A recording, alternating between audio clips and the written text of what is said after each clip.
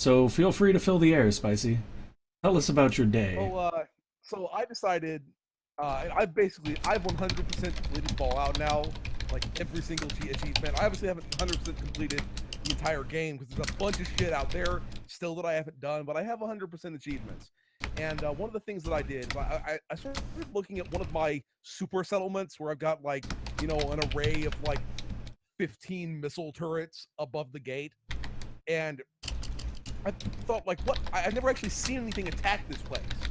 And so I put down like 15 behemoth super mutants, like the most difficult kind, and they annihilated that shit within seconds. I mean, they smoked 15 behemoth super mutants, and it was like nothing. I actually So loaded. Raiders I better not loaded. attack that shit. Yeah, no, I loaded a save earlier this morning from the file I was running when I did the stream for the release week.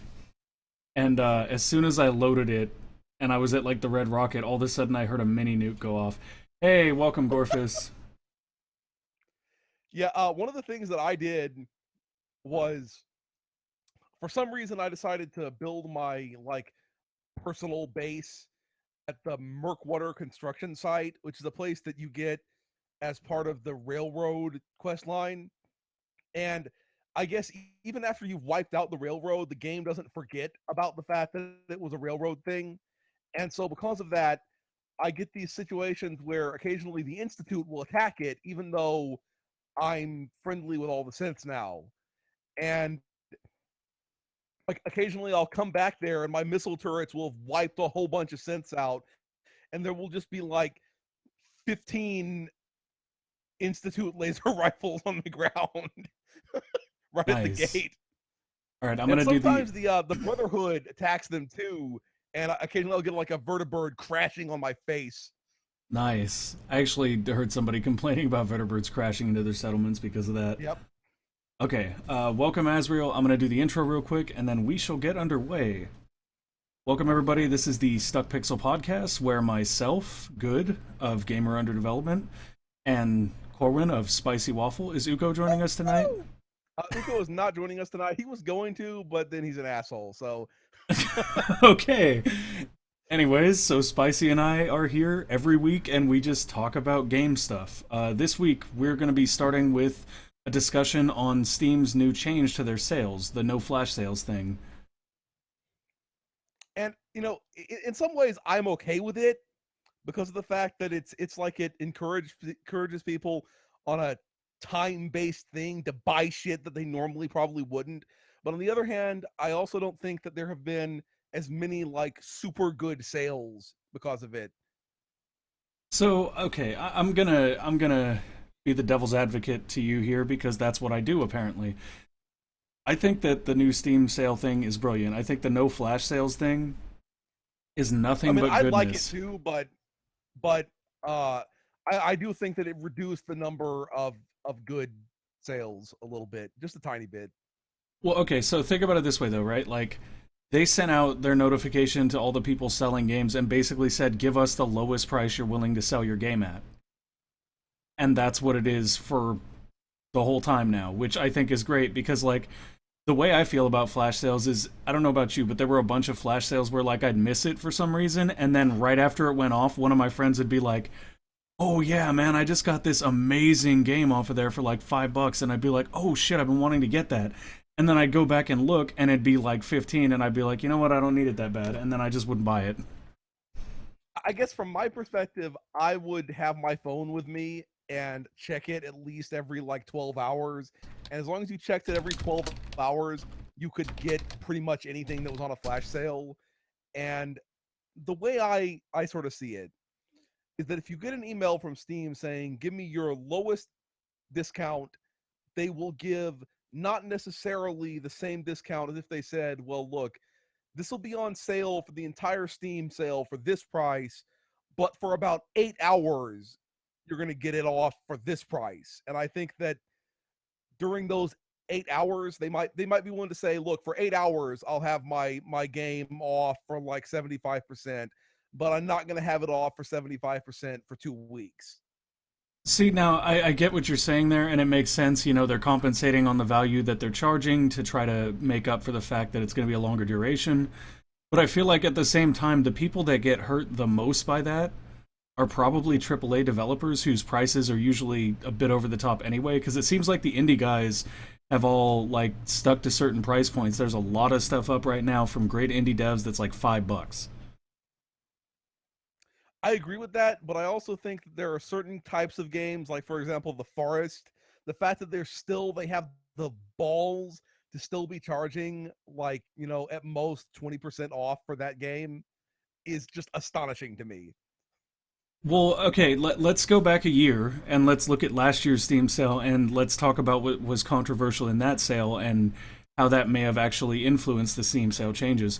Because last year at this time, what was going on was they had the whole GTA bullshit thing, right? Where it was like, look, you can get GTA 75% It was off. actually this summer, but yeah. Oh, okay, well then the summer sale, whatever. But you know what I'm talking about, though. The bullshit GTA pulled with, like, Yeah. here, we're giving it to you 15% off and then raising the price by 15% and giving you in-game currency. There were actually Um, people who still did that during this sale. were there? Astonishing, yeah. I Who? don't remember Because we what should game shame the shit out of particularly. them. I saw somebody tweeting about it before. It was some game that I really like too, but I can't remember what it was.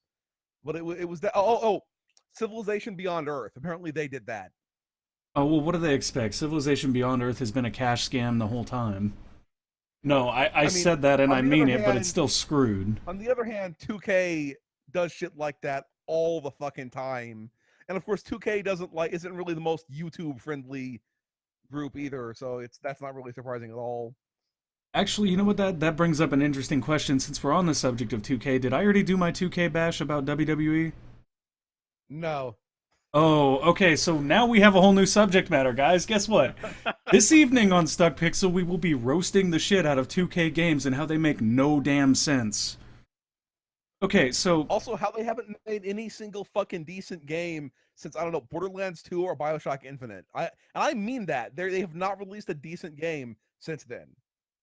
I won't Okay, well, actually, I take that back. I will disagree with you, but I will disagree with you because the game that I'm talking about is so fringe, you probably haven't played it. Um, okay, so a little while ago, there was a company called THQ. Now, THQ, for those of you who don't know, made a history of doing iterative, vomity shit. They slowly went out of business, and everybody started buying off their IPs, here and there. Well, 2K got the IP for their line of WWE games. Now, most of you are probably not wrestling fans. You don't really care about WWE games, and that's fine. I completely understand that. But I'm going to give you a short timeline that walks you through what 2K has done with that franchise since they picked it up, and then we're going to get to the punchline where I explain fuck 2K and why. Okay, so they pick it up. The first year they release a game, they tell everyone it's going to be so much better. We listen to all the shit you complained about, and it's the exact same garbage. But because people had confidence in 2K taking it over and thought things would change, a bunch of people buy in. The Yeah. next. Well, yeah, dude. And then traditionally, these games, this is how bad these are, guys. They come out one day at $60, and the next day you go into GameStop and you find them used for 34. Yup. It's like that. It's that fucking bad. Anyways, so 2K just fucks up terribly with 2K15. It is the worst wrestling game. Well, it's not the worst wrestling game, but it is the same shit that THQ had been feeding people for years and everybody hated. So this year they released 2K16, and in the release, they basically admit that 2K15 was nothing more than a cash grab to fund the development of 2K16. Nice. That is Which, really jacked up. well, okay, it's bullshit that they admitted that, but at the same time, as a gamer who has played the wrestling games, I wasn't that upset because I was like, okay, if 2K16 is good enough, I will fucking forgive you guys because this genre has been stagnant for the last like 20 years. No Mercy is still the best The wrestling pro- game. the problem with that though is that isn't that what the publisher is supposed to do? Is front the money for shit like that instead of like ripping off the consumers first and then fronting the money from the consumers. Oh, totally. And that's the thing is like, while I'm not saying anybody should forgive them for stuff, I'm saying as a wrestling fan, as somebody who's watch this genre slowly Yeah. become a corpse. I'm like, if you save it, I will forgive you. I will. So here's the thing, they save it. The game this year is phenomenal. The new mechanics Nice. that they implemented make it so that it's not just a boring grind fest where all you do is face roll people. And that's great. Like, the game is the best it's been in years. I would actually compare it favorably to No Mercy, which until now has been like that quincentennial mountain nobody's been able to climb. Or quintessential mountain. I always mix those up. Anyways, but now we'll get to the part of 2K that pisses me off and makes no damn sense, right? Spicy, how many have you played any of the 2K sports games? Not since like 2K NHL 06 or something like that. Okay, anybody in chat who has played the 2K sports games, you feel free to back me up if you know what I'm talking about. In almost every sports game you buy, the first thing that you have the option of doing, at no additional charge because it's a fucking sports game, is going in and modifying the roster. You change the players' Yeah. names, you change their stats, whatever. So if you would like to do that in WWE 2K16, you can for the small price of $3. So what you're saying, right, is that if they decided to make John Cena ridiculously overpowered since John Cena is so huge, then there's like nothing you can do about it other than pay $3. That's exactly what I'm saying. Nice. But not only that, like, really think about it for a minute. The reason they put the ability to adjust stats in is because in a sports game, maybe this year Kobe's rocking and next year he's a Yeah. scrub. And that's the thing, is you'd like to be able to update that, but you can't unless you pay $3. But it gets so much better than that. That is what they call the WWE Accelerator for $3. For $10, you can get the WWE Career Accelerator, which gives you a whole bunch of money to start career mode off with. Now, this one doesn't bother me to some degree because I was like, oh, you know what? Whatever. It gives you a bunch of stat points. It's basically a cheat. They're selling a cheat. I'm okay with that. The problem with that Yeah. logic, though. Oh, sorry, go ahead, Spicy. Yeah, I can see that. But on the other hand, like, that's exactly the kind of really shit DLC or microtransaction that ruins everything. Oh, without a doubt. And I have more we should discuss on microtransactions after this. But no, the thing that makes it really fucked though, right, is this. I was like, okay, it's a cheat. They're selling a cheat. I'm good with them selling a cheat, but I'm not good with them selling something that is not a cheat that is disguised as a cheat. Because in Yeah. reality, if you would like to change any of the wrestlers' stats in career mode, you have to buy the $10 career mode accelerator. Wow. You don't have That's to do really this in fucked up. Well, yeah, you don't have to do this in NBA. Like that is the thing. That is the part of this that is pissing me off. Yeah, I've never seen that in any NHL game that I've ever played. And that's why I'm angry. It's not that I'm mad because they have microtransactions. I understand that that is an evil that the industry is in now and that all we can do is fight against that. I'm good with that. But what the fuck? Can you not apply your shit evenly? Is there like a double standard? You're just like, hey, those people that like wrestling, fuck them. We're gonna charge them more because they like a shitty sport. Yeah. Uh, you know, what I find funny about wrestling though is that they actually have a word for the fake fighting. It's called kayfabe. Is actually a word for like fake sports. Okay. Let me help you there, Spicy, because I'm a wrestling nut. So if you open this bag, vomit of bullshit will just come out of my mouth. K-fob is actually mostly dead, and it doesn't specifically refer to the wrestling, like that's more choreography. What K-fob refers to is It's selling like the the feuding story. and stuff that they do as well.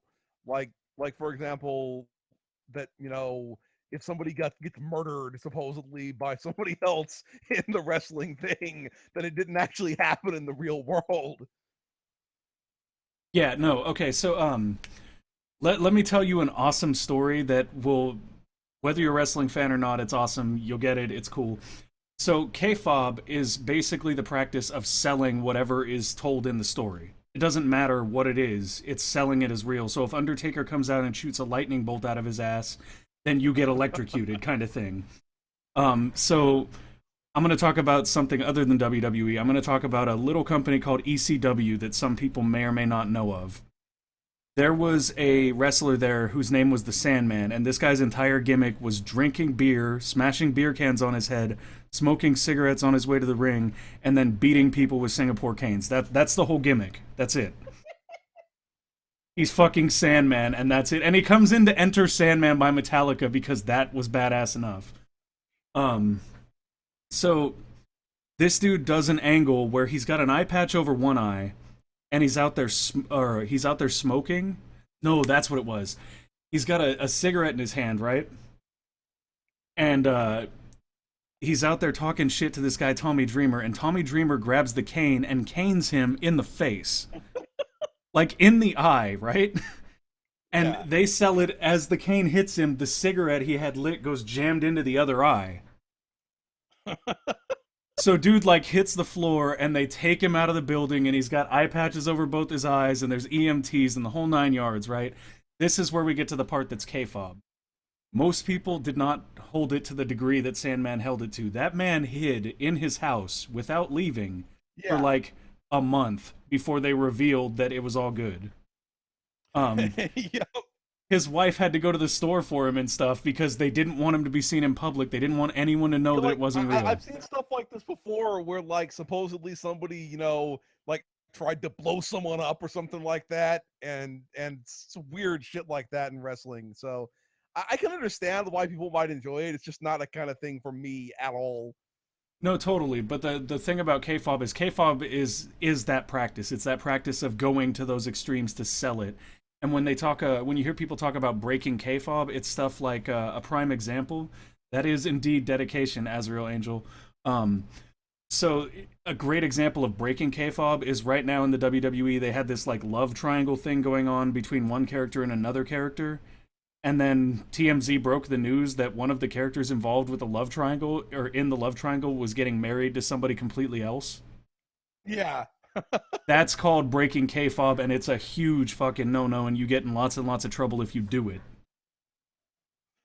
Isn't like Vince McMahon's daughter married to somebody who's a wrestler in both the like fake thing and in the real thing?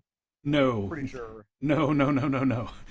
Vince McMahon's daughter is married to Jean-Paul Levesque, who is better known as Triple H, and is currently running the company. But he was I mean, if you watch Yeah, what I'm wrestling saying, during though, the '90s, you knew him. their characters got married as well as them. That's what I heard anyway. Oh, totally. That's exactly what happened. Yeah. Their characters got married, I believe, way, way before they ever got married. Also, Gorfis, no. No, Gorfis. Billy Kidman is not better than Tommy Dreamer. Ever. Sorry, that had to be said. But no, like, actually, that's the thing, is as a longtime wrestling fan, it's in a place where it's getting better, and the only reason it's getting better is because Stephanie's husband has stepped in and taken over the reins. You see, for me, I like to see sports where people get crazy on steroids and try to fucking kill each other in the real world. That's why I like watching hockey. You know, I remember watching when I was a kid. I remember watching this one thing where the Dallas Stars captain Darian Hatcher, like one of the Dallas Stars top players, gotten injured by this guy Jeremy Roenick, and Hatcher, he goes skating like halfway across the ice and rams his elbow so hard into Roenick's chin that it actually dislocates his fucking jaw. And he got a 1-game suspension for that. Okay. That's a wild sports story. I got a wilder one for you, though. Wrestling is all good and fine. Oh, Azrael commented as well that Triple H was dating China when Stephanie and him got married on screen. That's right. Thank you, Azrael. No, so you think that's a fucked up sports story. Let me tell you this one. There's this dude named New Jack in wrestling, and at one point he was, I guess, kind of a pro wrestler, but for the most part he's a hitman. Like, literally. And that all happened because a long time ago he was doing what was called a dive with some other dude who was way bigger than him and got his head smashed on the cement. So New Jack gets into a company called New Japan Pro Wrestling. Now here's the thing about pro wrestling. WWE in America Pro Wrestling it is a joke. It's meant to be a joke. In Japan, they take that shit for real. Like, the matches over Yeah, there are yeah, no. insane. So he fights this guy in a scaffolding match with the ring full of tables and throws the guy off of like a third, it's got to be like a way the fuck up I their scaffolding. remember my like actually my video editing teacher telling me this story. Oh, of New Jack? Yeah. Yeah, so he literally was trying to kill the guy. He almost did, too. He threw the guy off the scaffolding. The guy goes through 3 tables and by about 2 inches misses hitting his head on the top of the turnbuckle, which is what New Jack was aiming for. That's crazy. Well, dude, he's crazy. Like, New Jack is literally, he's been charged for some of the matches he's put on. Legally charged in court. That is pretty fucking wild. But my beef personally with 2K is, first of all, they have things to do with Gearbox, and I would love to like Gearbox software because they're from around where I'm from, and like occasionally they have references in their games to stuff that reminds me of stuff around here. But they are just total scum. Like They're the ones like that for made Left 4 example, Dead, right? uh no, they made Borderlands. It was like Turtle Rock Studios or something that made Left 4 Dead. Okay. But Gearbox, I believe they originally made Half-Life Opposing Force, and then of course they did that scumbag thing with the Alien game Colonial Marines, where they basically outsourced Oh, all that money to other wow. people, and they're always bitching about Steam and like how evil Valve Software is, essentially, despite the fact that they sort of got their start from Valve Software. And I watched that video by Jim Sterling, and it added like another thing that I hate about Gearbox, which is like they they signed some exclusive publishing deal with somebody for a reveal of Borderlands 2, and then like they threw an absolute bitch fit when some other magazine leaked it. And I don't really have a problem with people, like, if all like Kotaku had done is leak that Fallout 4 was a thing. It's the problem I had was that they leaked the actual contents of the script. That was the problem I had. And I don't have any problem with somebody leaking that a game exists or is in development, but I do have a problem with a game developer calling like that's shoddy journalism because they leaked this thing that we paid people money for. That's some fucking bullshit, in my opinion. I don't disagree. Actually, I'm not a huge fan of Gearbox, to be 100% honest. And the internet community can crucify me for this if they wish. I'm not a huge fan of Borderlands. Like, at the end of the day, to me, it basically feels like I'm kind of playing WoW. I just kill more shit for more gear to kill more shit to kill more shit to get more gear to get more gear to kill more shit. You know, I felt that way a lot about Borderlands 1, but Borderlands 2 had a lot of really witty dialogue and stuff that I actually definitely enjoyed, and made the game more than just a loot getting simulator. Okay, well, yeah, I have honestly not played Borderlands 2 much more than like an hour, I think, so my perception Yeah. on that one might be a bit skewed. Um, But yeah, just everything they do is scummy. They bought and published or released whatever the fuck Duke Nukem Forever. They were the ones who finally like sold that pile of bullshit. So, ugh. you know, at least half of the things that they're involved with turn out to be incredible shit. Yeah, that doesn't. I don't know. I haven't been entirely impressed with anything specifically from Gearbox, and the Alien Colonial Marines thing was like by far the worst. Oh yeah. What games are But you you can both get looking? it for like Gorfus. $1 now. Yeah, I'm not even gonna try. Gorfus is asking, what games are you both looking forward to that are coming out this year? Just Cause 3 coming out. That actually pisses me off that like people in Europe are able to play it right now and like ruin any opportunity for me to get people to see my videos of it. But Just Cause 3 is coming out in a couple days, and we're going to be playing that like crazy. Okay, well there you go. That is from Spicy Waffle. I guess I would say XCOM 2. Like, this is gonna sound bad, but I really don't pay that much attention to what's coming out until like right before it comes out because usually stuff that is cool is getting blasted by everyone right then. I really don't look forward that much anymore. And I know that we talked about this before, but I'm also looking forward to Far Cry Primal because that could be really interesting. Yeah, now that we're on the Fs because we're gonna get there, F04, F4, fuck that game. No, I'm kidding. Um, no, so I got to the Institute and I got to the big like, "Woo, what a twist!" Where you find out that Sean is the head of the Institute, and I was like, okay.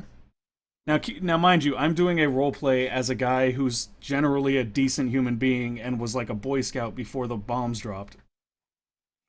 And And is he like disgusted by Sean? You make me sick, Sean. Fuck you, Sean. it's kind of like that, right? Because he meets his kid, and his son's like, "It's okay. Mom dying was collateral damage."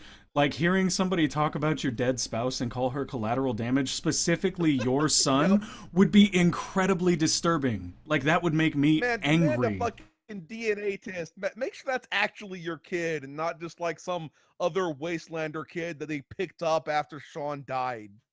So They it probably like turned Sean into a pile of DNA. They just ground him up in a blender, and that's just some like synth replicant or something anyway.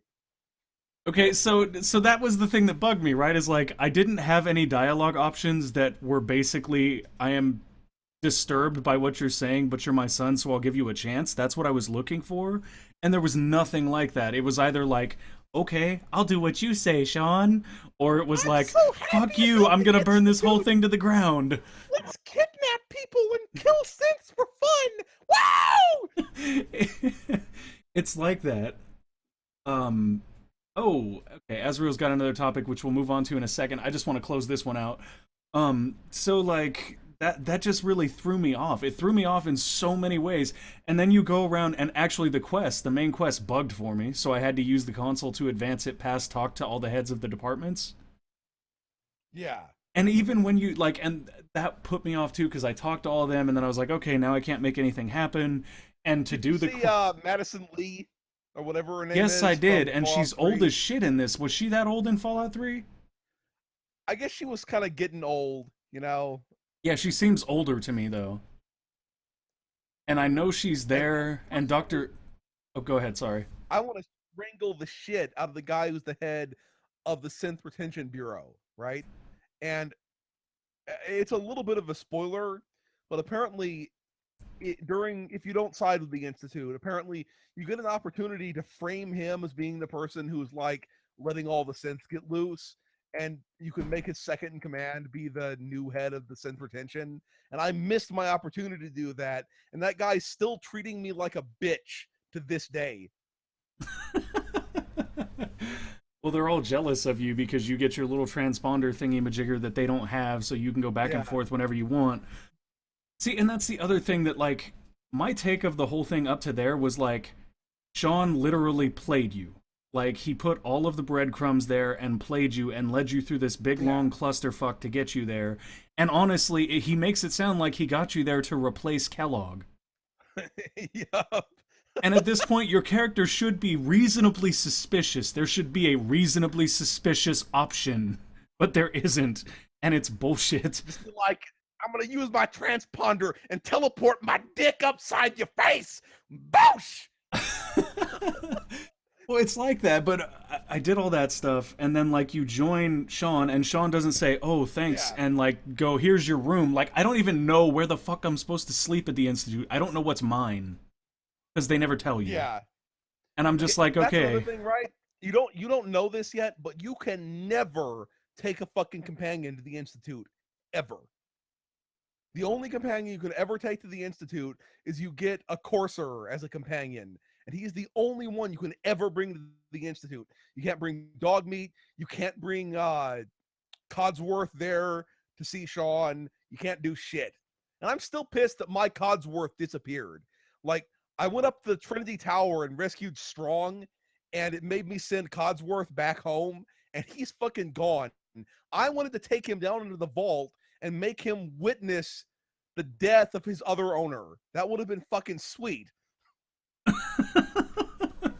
Um, Done that right? 'Cause if you've well, taken and companions, okay, your so dead spouse, that is they totally, comment on it.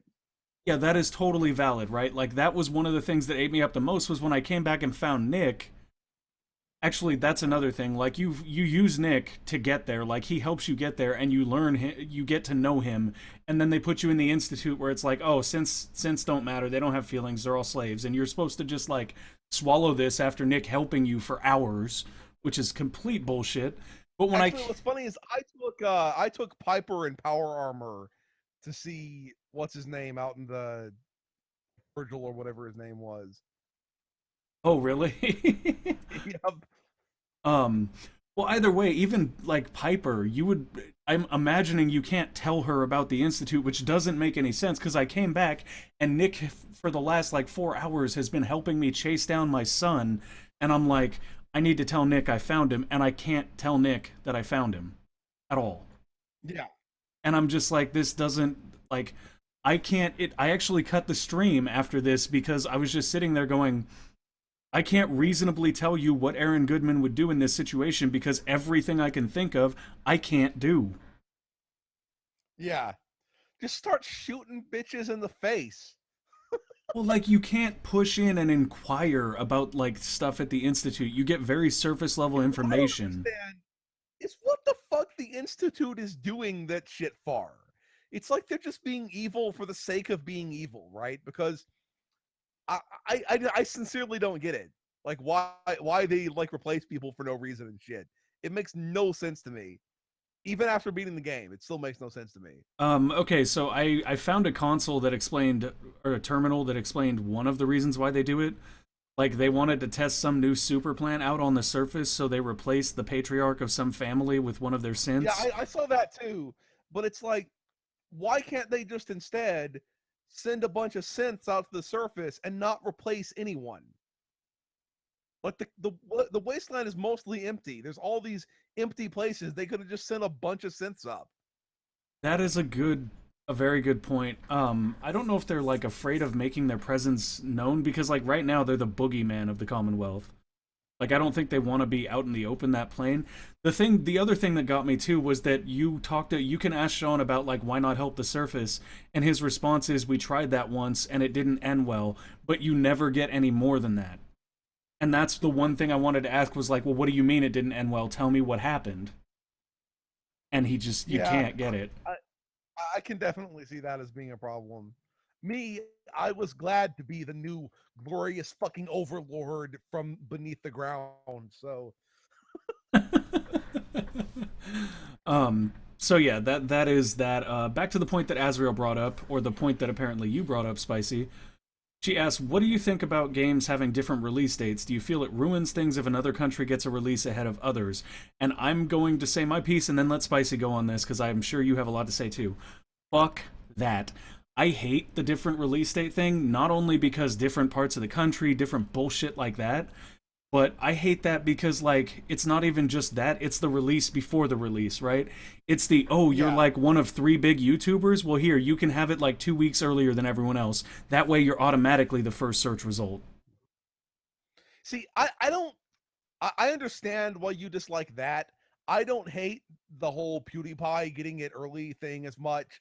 And the reason why is that's just the company doing its marketing in some ways. They're letting they're letting PewDiePie market the game for them. And PewDiePie is going to be on top anyway. And there's a bunch of people though who hate PewDiePie.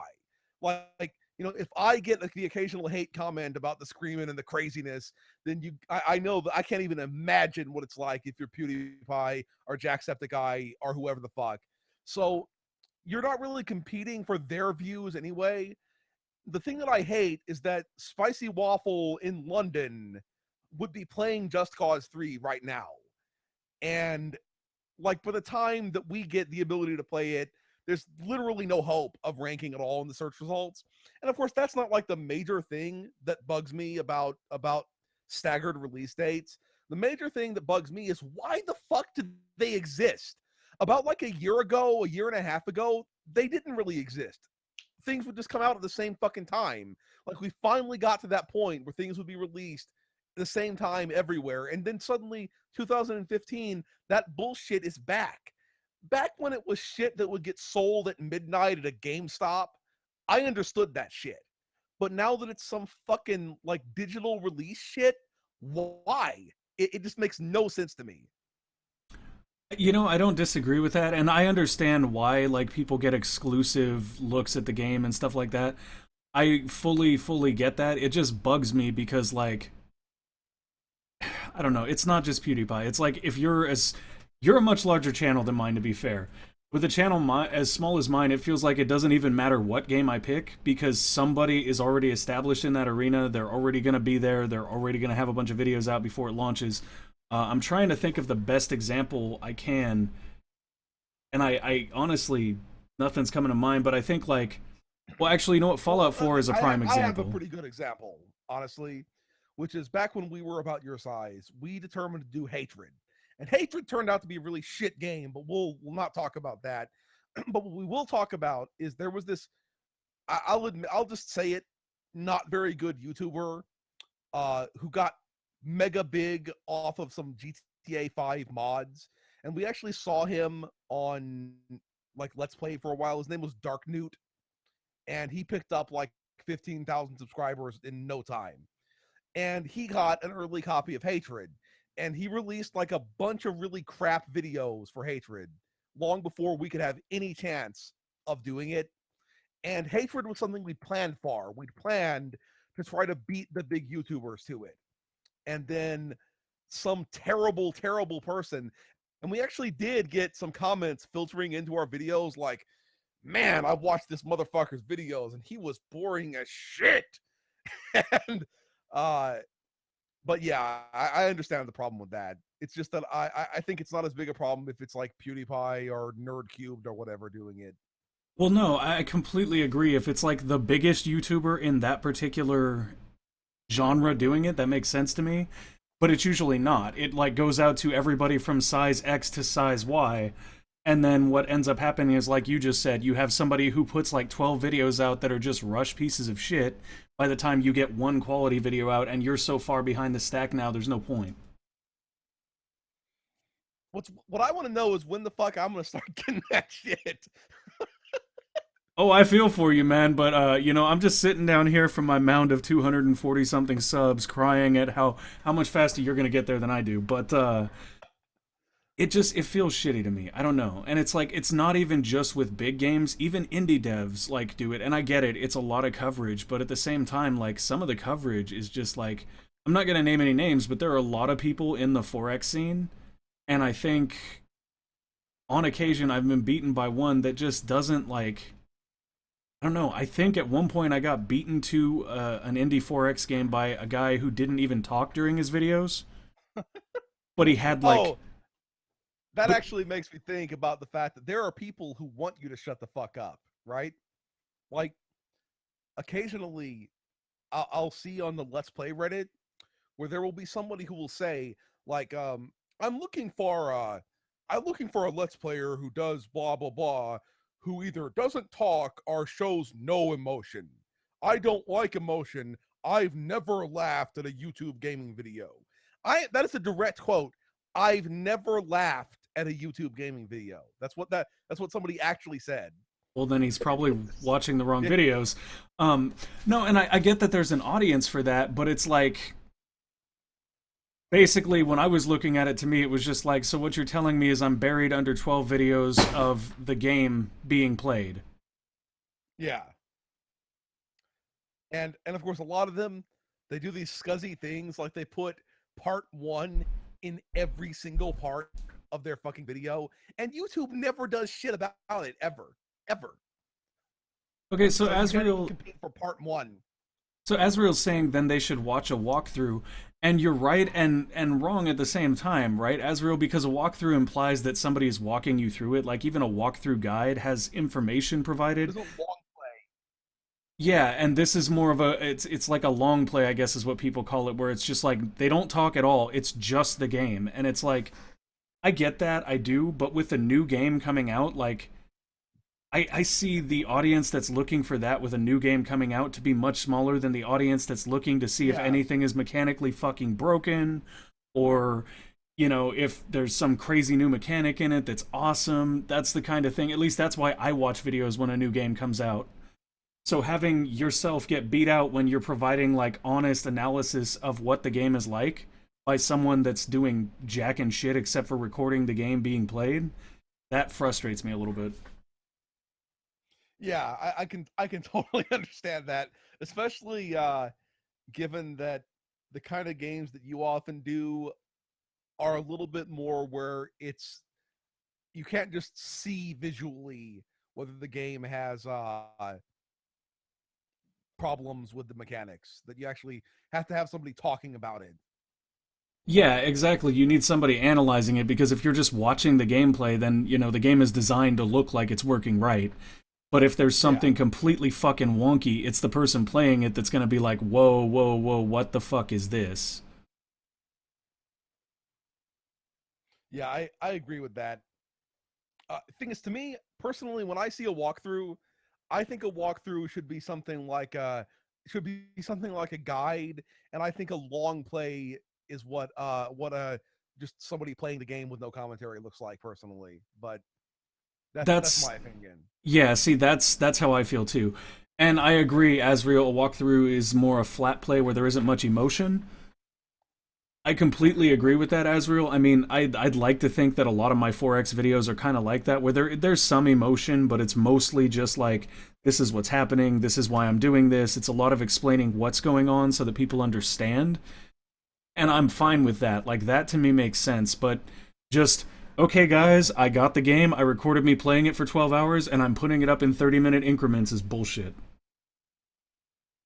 Yeah, I completely agree with that. And of course, that's something we compete with as well.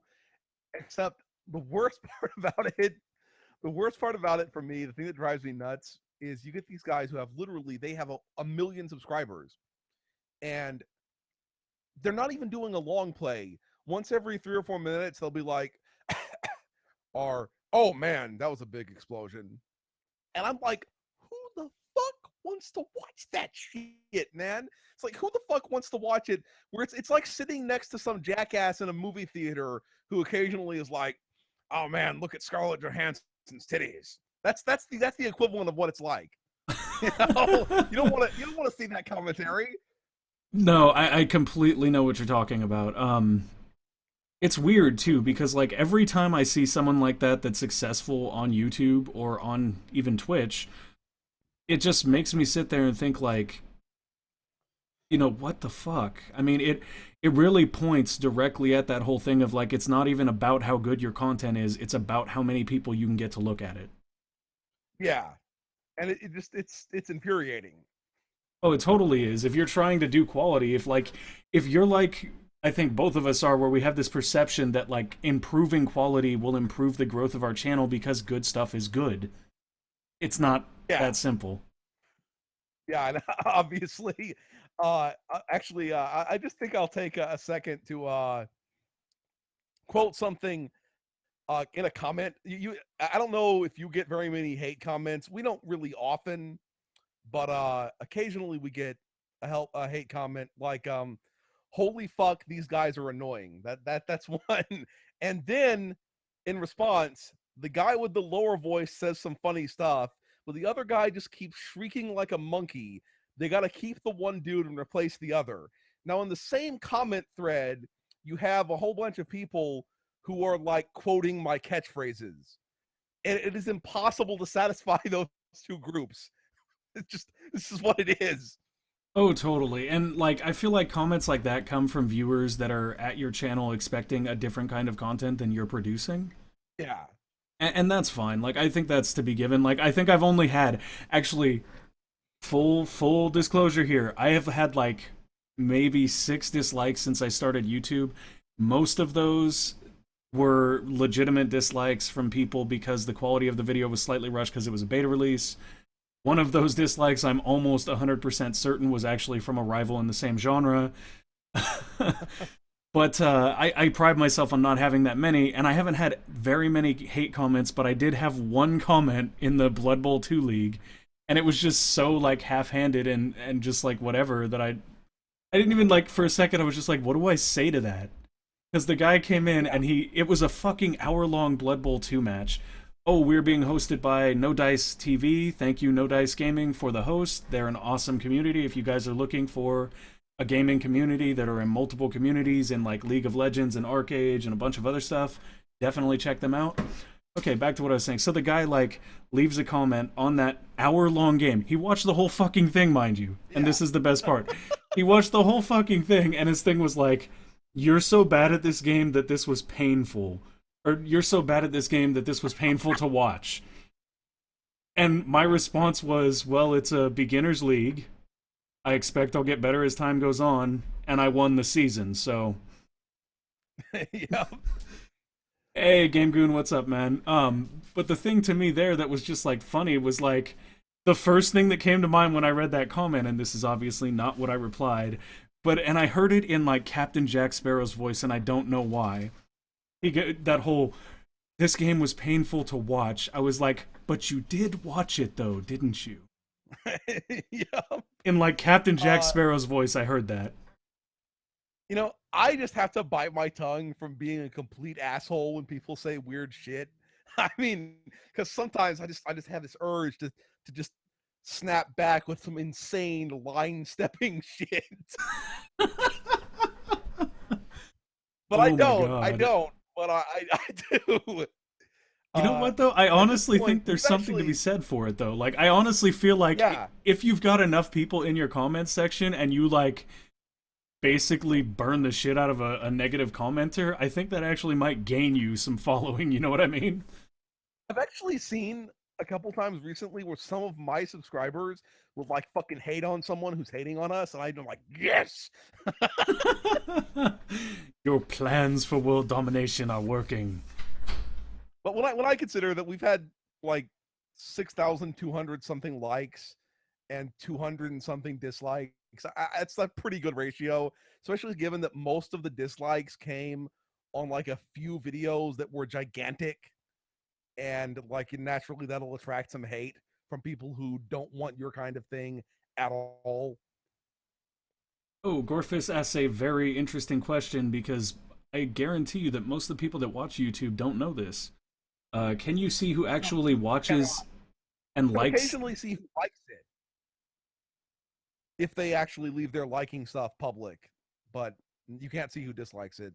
Yeah, no, you like Gorfis. One of the hardest things about YouTube, in my opinion, is the amount of information that is denied to the YouTubers. Like, you don't see necessarily who dislikes videos, which kind of sucks because it means if somebody is disliking purely for their own gain, you can't determine that perfectly. The one I'll situation I tell you said, something though. Go on. I'll tell you afterward. the one situation where I said I had a feeling it was somebody who was competing in the same genre as me, it was right after an interaction with said person, and we were both jumping on something new, and as soon as mine went up, it had a Yep. dislike, and I was like, okay, that's kind of obvious.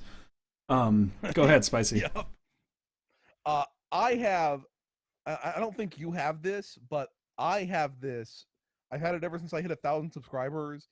Under community, there's a thing that says fans, and it actually gives me like an idea of how engaged my fans are, my biggest fans are, based on how many likes and stuff like that. Oh my god, And that would be that's awesome.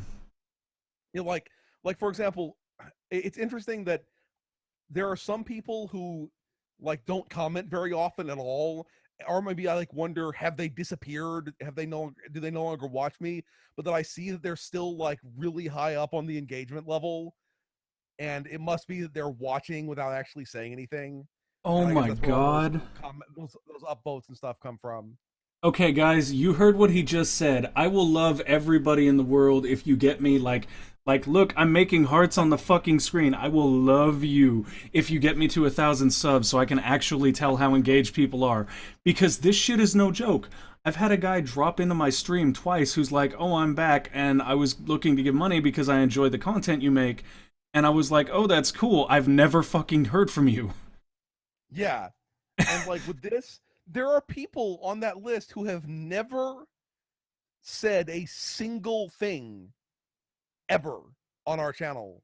that are like near the top of the engagement list. I would so love to have that. But yeah, Gorfist, what I was saying was like the lack of information actually makes it so much harder because like the way that I try to run my channel, um, I let the viewers have an incredible amount of influence on my channel. Like almost every decision that I make that I consider an actual decision, I run across my viewers first because I try to do this channel as a communal thing. Like it should be what they want along with what I want, not one or the other. And when you have like all of a sudden like you lose like 3 subs, you can't help but wonder like did I change something that I gave them a chance to say something about but they didn't? And you can't tell. Like you'll never know because it never lets you know who unsubbed or why. You know, it would be such a huge fucking boon. And I know they'll never do it because it's too much of an inconvenience, but it would be a Yeah. huge boon if they gave somebody a little fucking drop down box that says, "Why did you unsub?" I'll tell you, it was not until after we got like 1,500 subscribers that it didn't feel literally like someone was stabbing an ice pick into my heart whenever we lost a subscriber. Well, that's what Because I that's the way it mean. felt, man. It's like, Well, that's what I mean. It's like every time I see that, like, oh my god, somebody unsubbed, the first thing that comes to mind is like, well, obviously it wasn't Kendo. It wasn't Kendo. We know that. But some better examples. There's a guy named Dion Garofalo that was really really active when he first got to my channel, and he just commented today for the first time in a while, and it's cool. Like I know people have lives. Like don't ever feel like you're obligated to comment or anything, but at the same time, like I had a couple of sub losses between now and then, and part of me couldn't help but wonder, like, oh, was that Dion? Like I was talking back and forth with him and we were thinking about doing something together, but I never got around to it. So, like, did I lose him because I dropped the ball there or what? yep. Yeah, that is definitely the kind of thing you end up worrying about occasionally. And of course, it's something that happens more as you get a little bit bigger. It's people who like want things from you irrationally, and like that can get a bit weird later on. Well, okay, so no, Dion is Like I he's had one guy cool. who kept messaging me asking for games from my wish list from my Steam inventory. Lol. Literally. I've never had anything like that. I've the worst that I've had, and I say worst very very sparingly here, was the viewer I had who came up and was like, "Here's a list of like 20 games that you should play," and it was like, I am amazed that you care enough to suggest this to me. I'm truly like thankful for that. But I don't have the time and I'm never going to get through like half of this list. And that's why I had to do the whole Yeah. games list thing.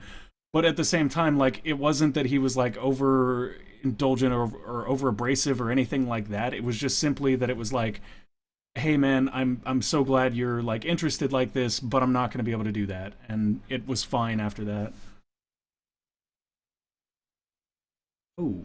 You know, what Asriel is saying right now, I was reading a thing, and I know that like I don't really like Total Biscuit, but I was reading a thing by Total Biscuit talking about how it's funny how I kind of dislike him and his attitude. He like responds to criticism in a shitty way. But there are a lot of things that he says about like I don't know, gaming and YouTube that I agree with. And one of the things I agree with is that it's actually and we've been trying to limit the amount of influence that our subscribers have on what we do because eventually when you get big you have a problem where a few highly vocal people end up sometimes influencing what the entire channel does. And I think that it would be better for you to do, or at least for us anyway, for us to do what we think is the best to do and minimize the amount of impact that individual subscribers have on it. I completely concur in a lot of ways with that.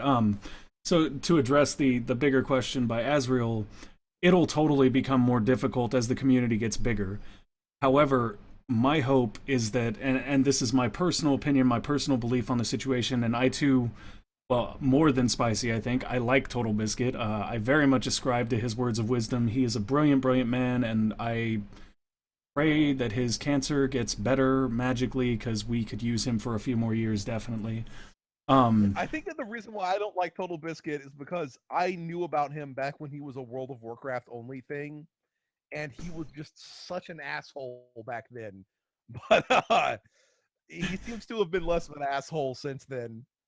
as far as my channel in particular goes, like, I definitely think that there's something to be said for having control over your own channel and making sure that the viewership doesn't have complete control of your channel or believe that they have complete control of your channel.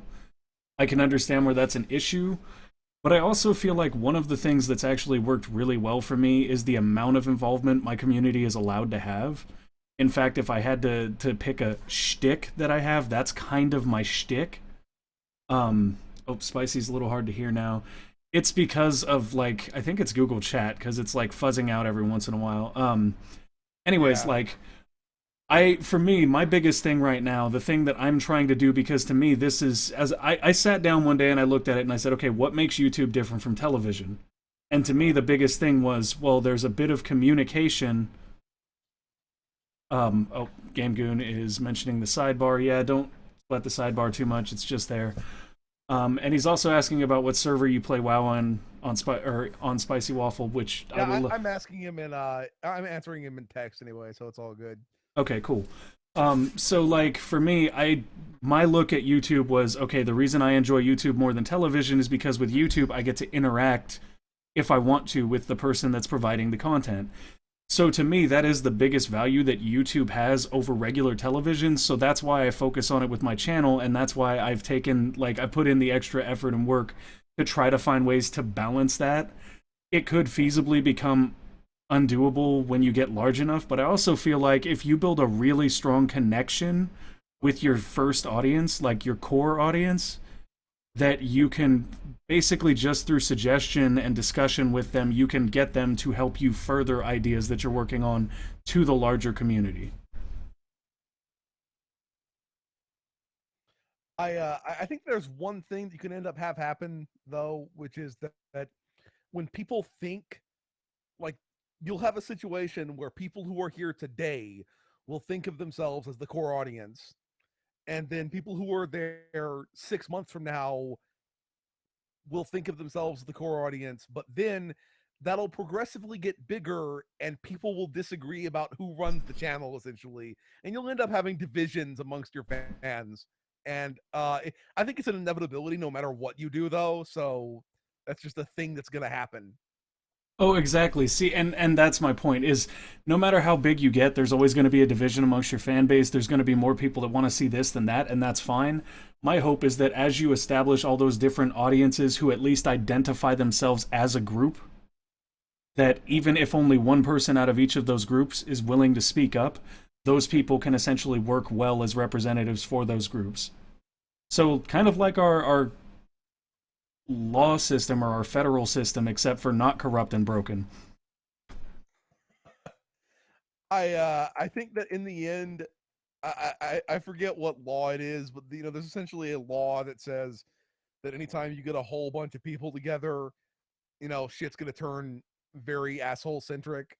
And I think that when you get at least 1 million people together, that the assholes are gonna rise to the top. Assholes are like cream; they rise to the top every time. Well, and I think that's why even if you do involve viewers in all your decision making, it's very important to make sure that they understand that at the end of the day, you do have the final decision. Yeah, But I think everybody gets that. Yes, Azrael, you become senators. Well, and this is the other thing too, and I think that that theory that I have sort of runs better over to like Twitch, because in Twitch now, a lot of people that I consider my core audience, people like Kendo, who honestly jumps into Kappa and Jingus half the time, but people like Kendo, people like Azrael in the chat, people like Orphis, these are my core audience. These are the people that have been with me since the beginning. And when I switched over to Twitch, these are the people that kind of came over there and work as moderators yeah. over there and keep things going. And I've honestly noticed that the stream goes differently when I have them in chat helping to support the chat side of it than it does when I don't. Yeah, I can totally understand that. It's just that what I do know is that people who are fans of spicy waffle, there are people who were there from 100 think that they're the core, and people who were there from 500 think that they are. And I have a feeling it will just perpetually get bigger like that, where people who were there at 10,000 think that they are the core. And right now, all of them are really nice people, but eventually you'll get to the point where some of them are assholes. It's like inevitable that you'll have some of them be assholes. Oh, totally. Gorfist says that's because I made everyone a mod. Lots of laughs. Hey, if the responsibility sword fits, then wear it, Gorfist. No, and I can see that, but like I also think it depends on like the audience that you generally appeal to, because like I know my audience is different from yours because you're way the fuck more exciting than I am, and I have no problem acknowledging that. But that's the thing. My audience, for the most part, I mean, there's some younger kids in it, like Kendo. I'm not entirely sure how old Kendo is, but I think he's a little bit younger.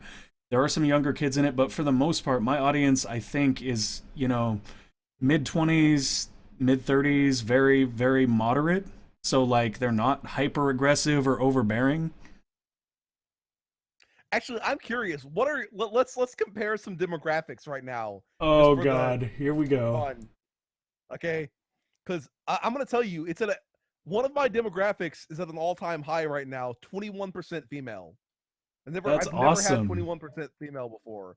And what's funny is that you get the impression a lot of the time that a channel like ours will have a really small female demographic. And I see on the Let's Play Reddit that like a lot of people have like a 1% female demographic, which is insane. Yeah, no, I am trying to, God, I haven't looked at. Okay, so by doing this though that you are single-handedly responsible for the circle of depression that I am going to drown in, right? Well, I'm not going to mention numbers. I'm just going to mention, or I'm not going to mention like the 55,000 views or whatever the fuck. I'm going to mention, No, it's not you even that, man. Just looking at analytics makes me sad. I can't even explain it. It makes me stop feeling like I'm doing this for the fun of it, and it makes me look at it like a business. And when I see how it's doing from a business this is perspective, I feel like this is purely interest. It's not business. It's looking at some trivia. totally. No, but like my point is like in real life, I'm a very like no nonsense fuck. Like I really am. So like when I look at the business side of my channel and and I see that things are going south, like I literally look at it and go, yeah, like if this was a business decision and I was making this call, I Which would that's just why close it. the demographic analytics tab doesn't mention whether things are going up or down. It just you know shows the Oh percentages. wow. Okay, okay, let's go. I have it up and I'm actually really excited because it's a good thing. Yay. So 60% of goods what's base are transgender midgets. what's your female percentage? Right now it is 7.6%, which is an all-time high. That's not bad at all. Like I don't know how we end up with 21%. That's like very amazing. Our highest geographic place is the U.S. with like let me see, it's by a lot, but where exactly Yeah. did that show? The US I is don't like my remember. biggest by 12 times the next one. Yeah, the U.S. is much larger. Like for example, I had 50 in the last month. I've had 55,000 views in the U.S. and the next closest is the UK with 5,000. Yeah, I've got 1400 in the US and 251 in the UK. Just in case you guys are wondering how much smaller than Spicy's channel mine is. I don't really care. Like I don't compare myself to What's the rate? It's like then Canada for me, and then Russia, Poland, Brazil, Germany, Australia, Vietnam, and Thailand. Okay, so I do have a funny story about this. Thank you. Sorry, I'm saying thank you to someone who just followed. Thank you, Balt80, for the follow. Much appreciated, brother. Everybody who's in chat, well, most of the people in chat already know who Balt is.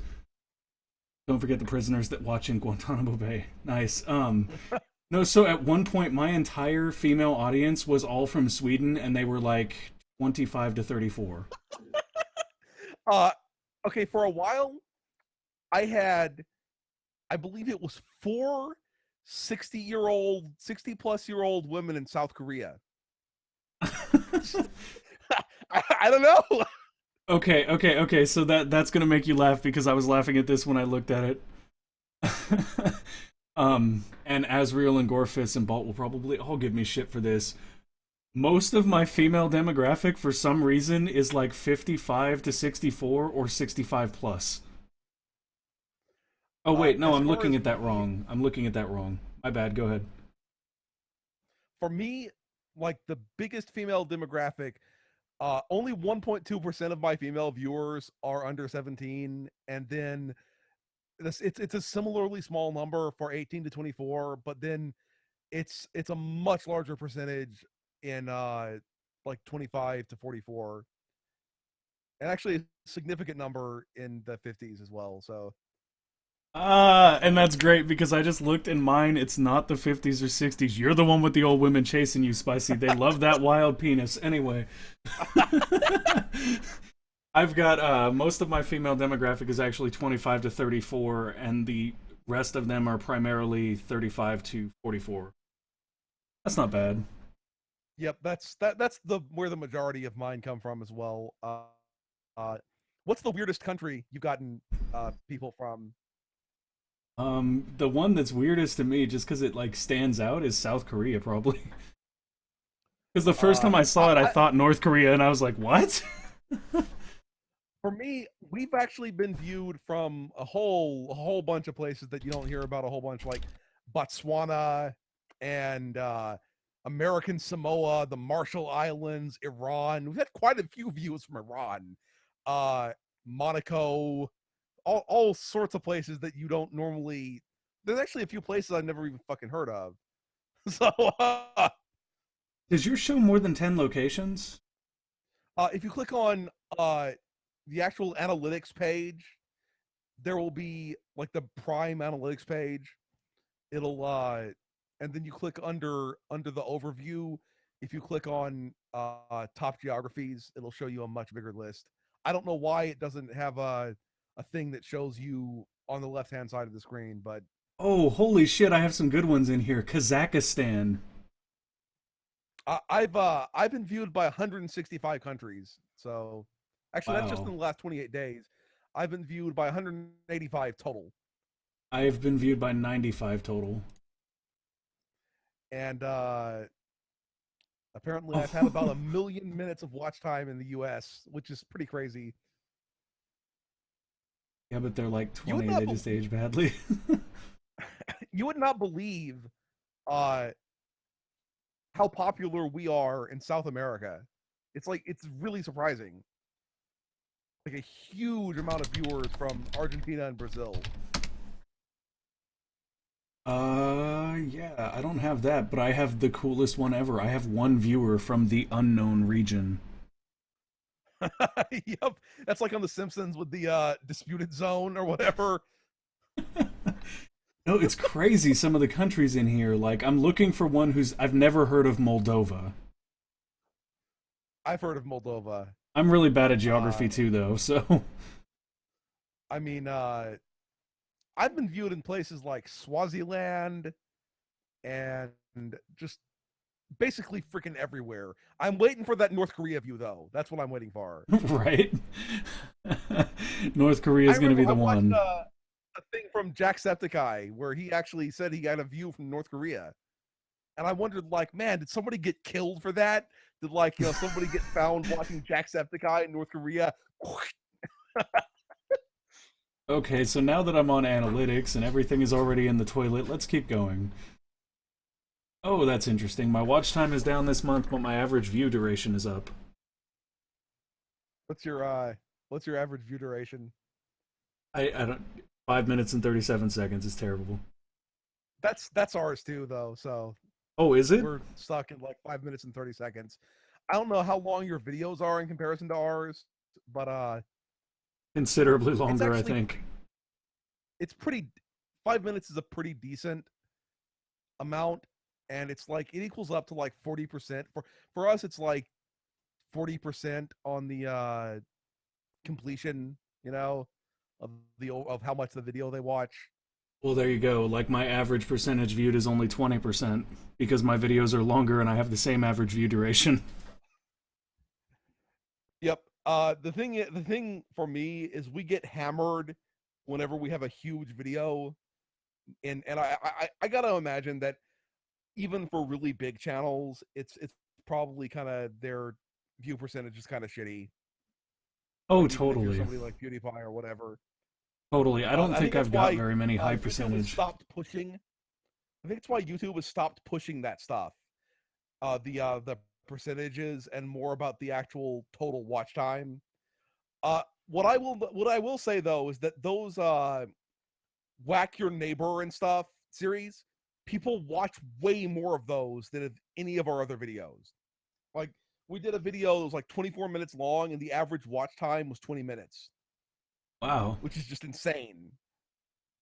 That's really, really good, actually. Yeah. So that really shows how picking the right game can just completely catapult the amount of view time you get. And of course that's completely the opposite of what you'd want to do is that game. So No, I mean like that is there's so many different variables to like running a channel that it just I try not to think about it too much because when I think about it yeah. too much, I just realize that it's one of those tasks that you can never really like completely master. Yeah, even when you're gigantic like PewDiePie or whatever, it's a lot of it's just momentum more than it is actually your mastery of the thing. So Yeah, it that's is very much that.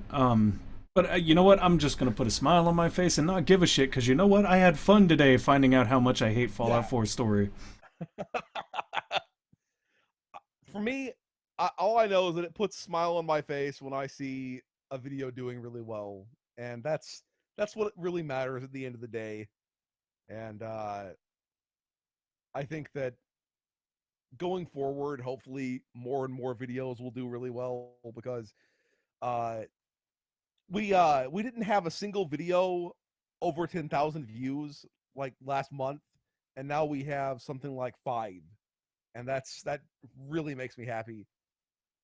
So was that low last month? Uh Sorry, but noticed something in like chat. for example, we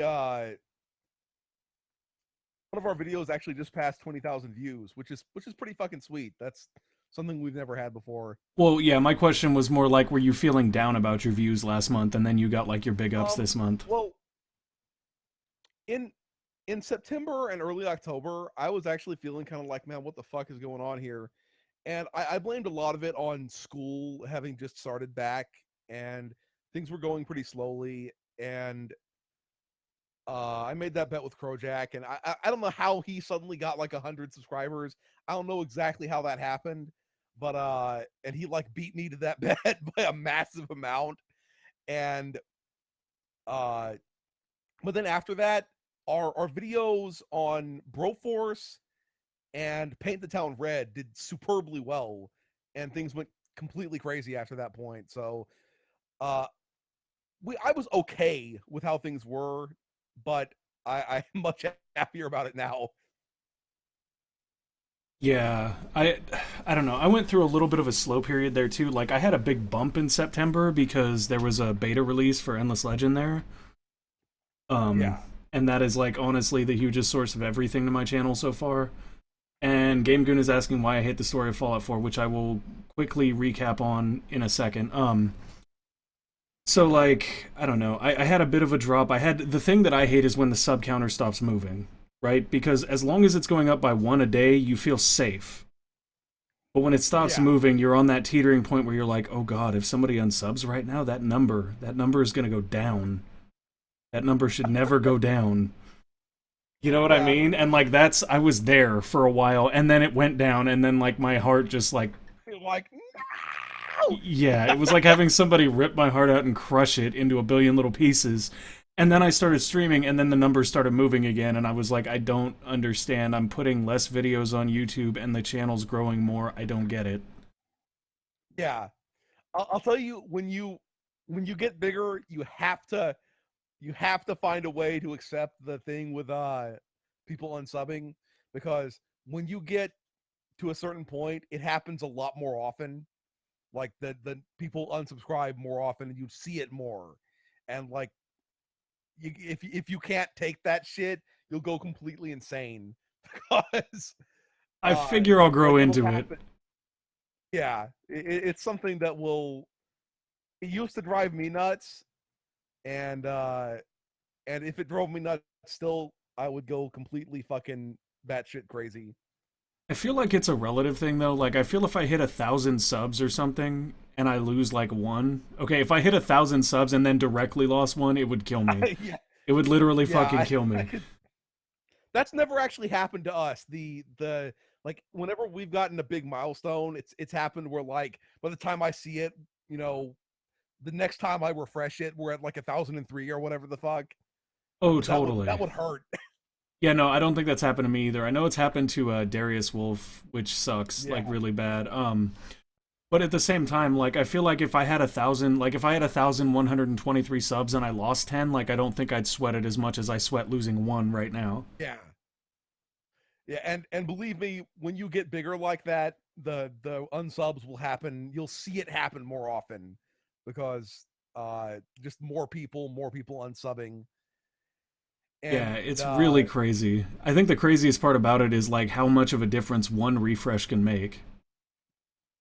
yeah, and uh thing for me, I know that it's debated a lot in the YouTube community, but when uh when we hit 1,000 or when we hit like right before 1,000, things changed a lot. Like, I mean, we had gone from a time where 10 subscribers was a good day to a time where 10 subscribers would be a really bad day now.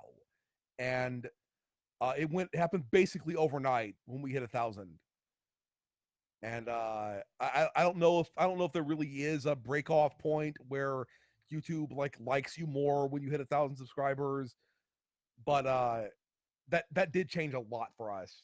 I don't doubt that one bit because I know that like as soon as I hit 100, things started growing like 3 times as fast, and that's not nothing changed. I didn't do any magical backflips. I didn't go marry a gypsy woman or something. I hit 100 subs, Yeah. and things just started growing like 3 times as quickly. But the thing that I noticed is that it used to be that if we typed in spicy waffle on YouTube in the search, it would just show spicy waffle and then recommend Hotline Miami. But now it shows like a full suggestion bar of things like Hotline Miami 2, Paint the Town Red, Broforce, Guns, Gore, and Cannoli, Hatred, and Postal 2. And it didn't used to do that. And that seems to me that YouTube in some way must be giving us a little bit more attention, or else that wouldn't be the case. Oh, totally. I'm not sure exactly how they execute it, but that seems like a viable way if that's what they're doing, and that's awesome. Real quick, I'm gonna go back and also Gorefist, fuck you. If you unsub when I hit 1K subs, Gorefist, I will find a way to block you from subbing. I will. Um, anyways, Game Goon, to recap real quick about what is bothering me about Fallout 4's story, I got to the point where I discovered that Sean is the leader of the Institute, but it doesn't make any sense to me that I can't ask him more questions for clarification on the things he talks about.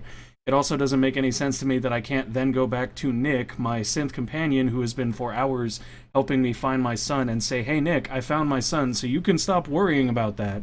You can't actually say that. You can't explain it to him or anything, which is just totally off putting because, as you know, that's a roleplay playthrough, and I'm like, well, what the fuck am I supposed to do if none of the things that I did make or that I would do are even options? Balt, you know what happens if you unsub, Balt. You know what happens. Don't even joke. No, I'm just kidding. um, okay. One funny thing is that there actually is another channel called Spicy Waffle, and apparently the guy created it like, a couple weeks or something before we made ours, and we just didn't see it. We didn't see it when we searched for it the first time, and we thought there was no other Spicy Waffle. We're like, we got this. And the guy doesn't post videos to it anymore, but I keep waiting for the time to come where like we'll get huge and people will totally shit on that guy. I mean, people will come into his YouTube channel and be like, "You're not spicy waffle. Like you're a fake spicy waffle. You see, you're trying to steal this guy's fame. That's just totally gonna happen because people are assholes." You know what though? Like, actually, that does point something out to me that is fucking incredible about YouTube. And everyone watching, everybody who watches this later, I am talking to you. The coolest fucking thing about YouTube is the shit that happens with your viewers that you don't ask for. Like, the Yeah, first time I watched a viewer jump on somebody else's shit and be like, you should totally go check out his Fallout roleplay because it's awesome, I was like, oh, I'm so proud. Or like the first time that Kendo actually, like, somebody asked him, they're like, oh, are you a fan of this game? And he's like, no, not really, I'm just a fan of goods. And I was like, like, I almost had a heart attack hearing somebody say that. it's like somebody on Facebook made a spicy waffle fan page. I don't we don't have a Facebook presence at all, but somebody actually made a spicy waffle fan page, and I'm like, holy shit! I don't even know who it is. I've never heard the person talk ever. Like they've never said anything in our comments. Oh, that is Very strange. amazing. I would totally contact them and be like, what's up? How can we help? Yeah. Somebody made a spicy waffle wiki, I believe, and it is like somebody tried to find us on Akinator. That is the coolest shit. Like so now we're in Akinator. What is Akinator? Never heard of Akinator? Holy No. shit, man! I'm gonna post a link to it in. Oh, It good. is it is the coolest shit. Okay, it's like a self-learning 20 questions machine. And in fact, you're gonna do that shit right now. Do you have it set up where you could actually just show it onto the on the stream? I probably could do that. They just like think of some relatively well-known thing that you'd like to look up on it.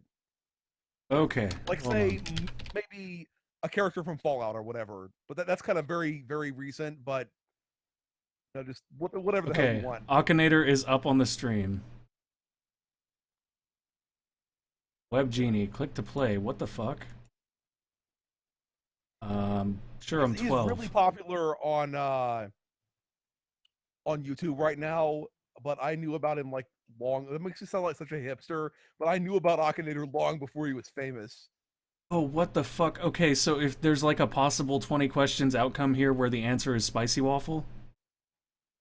Yeah, I mean, I haven't been able to get us yet, but eventually, when we get bigger, it'll totally happen. Like that is like if you go for like Jacksepticeye or something, it'll get him in seconds. Really? That's Yeah, incredible. Okay, is your character's gender female? No. I don't know enough about Jacksepticeye to get him. Does your character wear shoes? How the fuck just do go I for know? whatever. Don't Just go know. for whatever you want. Is your character originally from a video game? Yeah, sure. Is your character bad? Yeah, sure. Is your character linked with the horror genre? Hell no. Does your character use magic? No, magic is fake. Only bullets. Does your character use guns? Yes. Is your character an alien? No. Do you control your character? Yes. Does your character wear clothes? No. Yeah, sure. Oh, he's thinking awful long. Like, it's taking a second. I think they might have something for me, but it's not coming up. Spicy, are you possessed by Ric Flair? How did you guys come up with your channel names? That's a good one. I'll let you roll with that, Spicy, while we wait Well, for with us, Akinator. it was at first we weren't sure what to call ourselves at all, and we had been debating making a YouTube channel for years and years, and eventually we decided to do it. And I really love waffles, and Nuko really loves spicy food. I mean, he loves spicy food, so we decided to call it Spicy Waffle, and it just actually worked pretty well. And then Uko just overnight went into his 3D software and made the Spicy Waffle logo, and that's how we have Spicy Waffle. Well, there you go. Okay, so as for me, uh, I'm trying to remember exactly what the fuck I did to come up with this name. I think I just sat down one night and I was like, Okay, so I want a channel that is focused on showing how indie games quite frequently outshine their AAA counterparts. How do I say that in one very long ass name that I should have not used because it's way too fucking long? At least that's what I thought then. No, I didn't think that then. I think that now. Anyways, so I thought, like, and then I did this whole like design thing that we used to do when I was in school, where it's like you start thinking about it from different angles, like what else is a possible focus.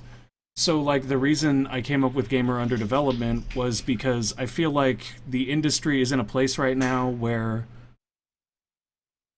apparently Balt is cheering on some mad burn about not getting healing from Azrael because she plays the healer in all our multiplayer games. Yeah, name is very long.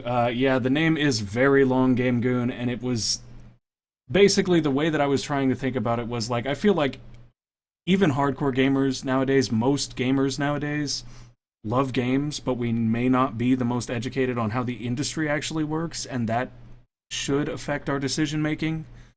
Like, I mean, most people feel good buying a good game, but would you feel good buying a good game from a company that's just generally shit?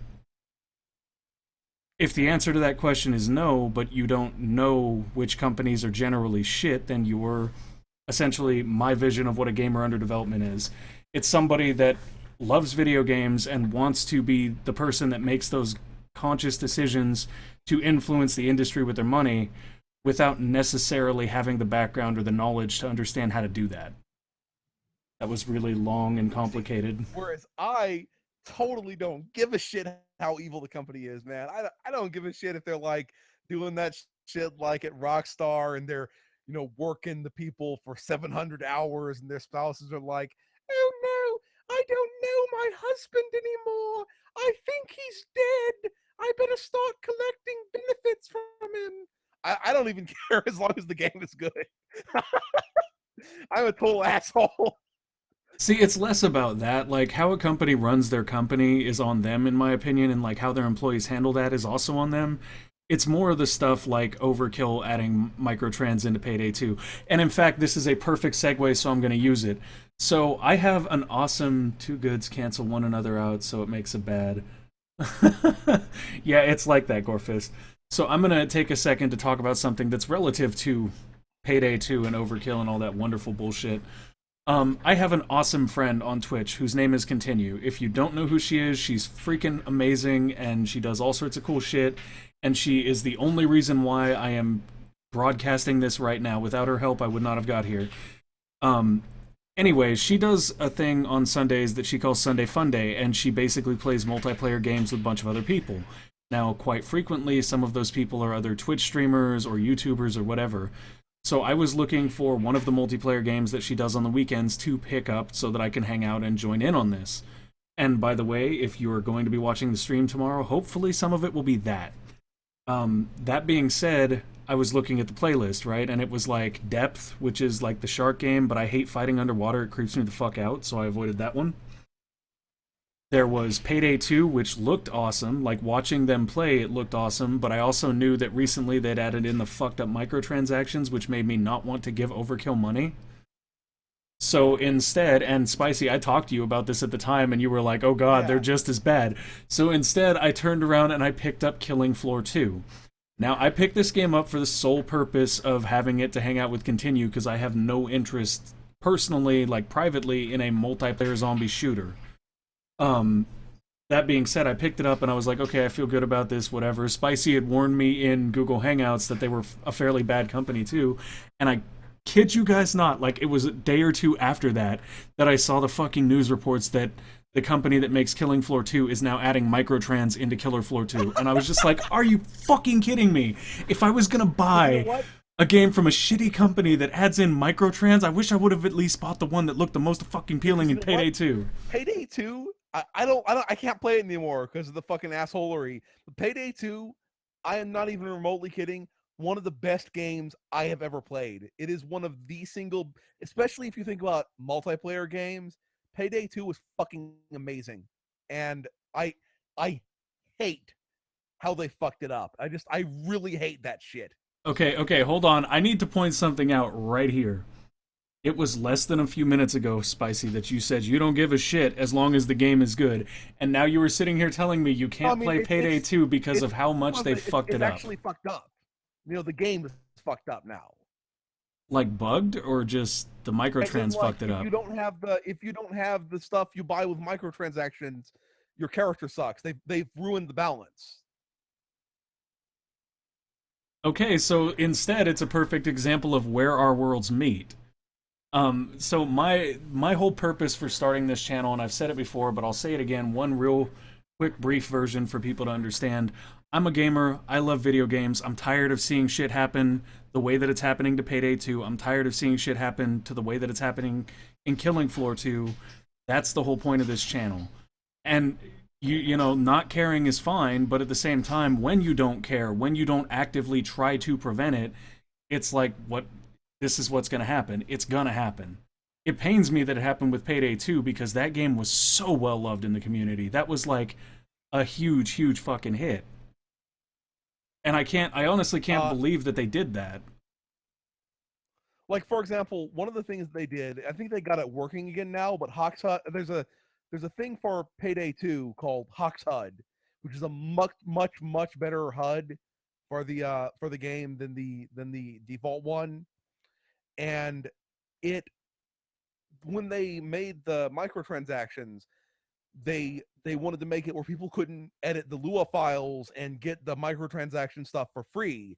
So they made a whole bunch of security updates to the Lua files, and for a long time there, for like a month or so, broke this Hawks HUD thing that all of their biggest fans loved.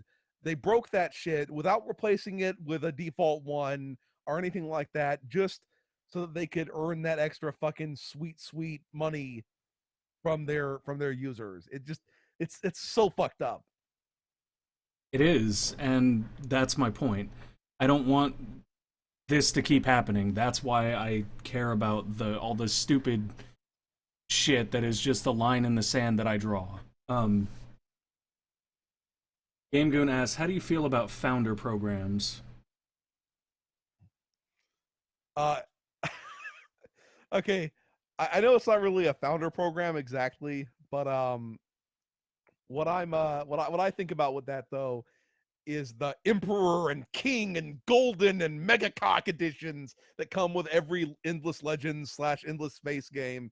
And when I see that shit, every time I see that with any game, my eyes just glaze over and I go, well, I never play in this shit. I can totally see your point on that. So let me go ahead and put my perspective down on it then. I feel like founder programs, particularly for games that are being kickstarted or whatnot, anything that's being crowdfunded, I feel like a founder program is fair. And as far as like And the often a necessary evil. oh, totally. And honestly, the idea of a founder program that only gives people in-game content, I think is like really cool because higher tiers fine, give physical stuff, but only giving in-game content and then making that content available at an additional cost later to people who were not brave enough to found the project but may have been following Yeah. it is fair, I think. And like that's the reason why a lot of the endless games have those huge packs is because for the most part the upgraded packs contain things that were only given to people that backed it in some way, or it's things like the soundtrack that the average player doesn't really give a shit about. Yeah, just for me, like when I go to the page for it on Steam, it's like that's just all I see is buy Endless Legends Classic Edition, buy Emperor Edition, buy the Legend Collection, buy the Classic to Emperor upgrade, and I'm just like, what the fuck, man? Let me buy the fucking game, and it just drives me crazy. I think the reason why you see it so proliferate like that with Amplitude is also because a lot of the versions that they have are versions that you buy if you play all of the games versus only one. Like, you Yeah, only really need the base game for Endless Space, but if you're somebody that already owns Endless Legend, there's a value to buying the upgraded pack that integrates new content that was created to meld those two. I can see that. It just I don't understand why somebody would make their page on Steam so polluted like that because when I see it, I don't think, "Oh no, this is so confusing." I think, "Man, this looks like a scam where they're trying to sell some bullshit to me." That's what it feels like as soon as I see it. Well, yeah, I get that too, but at the same time, like maybe maybe the correct answer is to sell those things as like in the little DLC section where it's just like a row with the Yeah, name. I agree. I also don't Um, like, and this is something a lot of companies do. I don't like seeing when I go to buy a game where they're trying to push so hard that you buy the $900 pack of all of their games. It drives me crazy when I see that. It yeah, like I want to buy the fucking game, not their $900 pack of all their games. I can totally see that too. Like honestly, the packs like that kind of bother me because like just because someone is interested in one of your games doesn't mean they want everything you've ever made. Yeah, At the same time, I see why they do it that way because like if your friend tells you, "Oh, this is a fucking amazing game, you should check it out." And you want the full experience because there's so much content that's tied between their different games, selling that whole pack means that you get the full experience of whichever game you wanted. So I don't know. It seems like a double-edged sword. yeah, I can see that. It just I guess I don't like it when it seems like it's pushed so hard. And what? Okay, so Gorfis asks, the company that made Payday is making the new Walking Dead game. Would either of you play if there are microtransactions? Fuck Uh, no. Absolutely not. I was looking so forward to that game, and unless they do some sort of reversal massively with the Payday microtransaction shit, there's literally no way that I will play that game because you actually know with them that no matter how good the game might be, they might later come on and ruin it completely.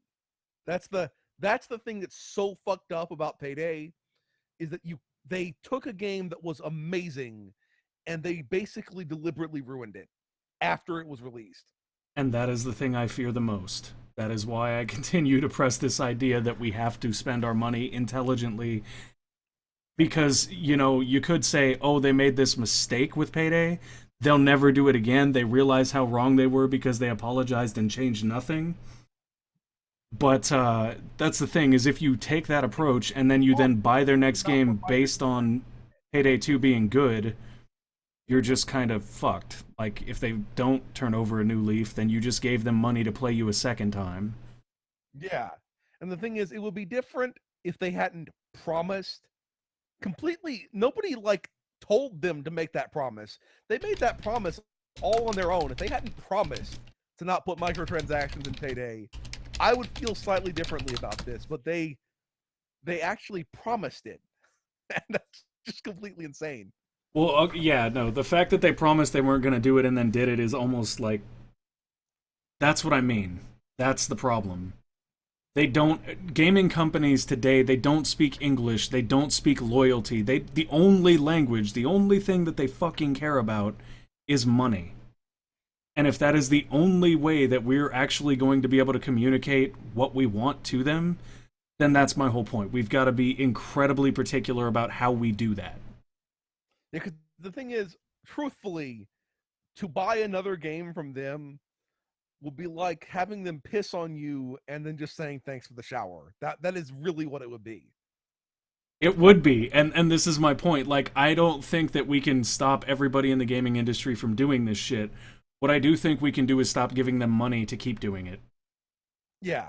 And I really hate it because of the fact that I love Payday, and I would really like to see them undo that shit so that I could, play and enjoy Payday again. I would But too, because it's like $5 right now, and I would love to play that with Continue tomorrow. well, what's funny though is we when we bought Payday was back before they did away with all the Steam trading and stuff, and we bought a 4-pack, and then I waited a week. We bought a 4-pack for like $10 or something, and I waited a week and I traded those extra 2 copies of the game for the equivalent of like $8 in Steam like TF2 keys or whatever. So essentially $8 each. So essentially we made money on buying Payday 2.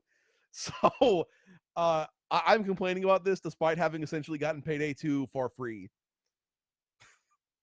Also, In case anyone's wondering, Spicy has just confirmed that he is in fact the scalper, and he's the reason why I can't find a goddamn Nuka-Cola Quantum anywhere. I'm just kidding. I'm just kidding. Okay, so Game Goon appended his question with "What about from a known game company?" Is that question then founder packs from a known game company, Game Goon? And until you respond to that question, I'm going to move on to Azriel, who says, "How do you feel about veterans deals in games?" What Uh, kind of veteran deals? yeah, I was going to say that definitely needs some typification because veteran is a term that's used multiple different ways by multiple different companies. Because you see, I'm right here stroking my statue, my veteran statue from WoW for wasting 10 years of my life on that shit. It's glorious. If you're not watching the stream right now, Spicy, I'm face palming for you. Um, That yeah. is that is totally understandable.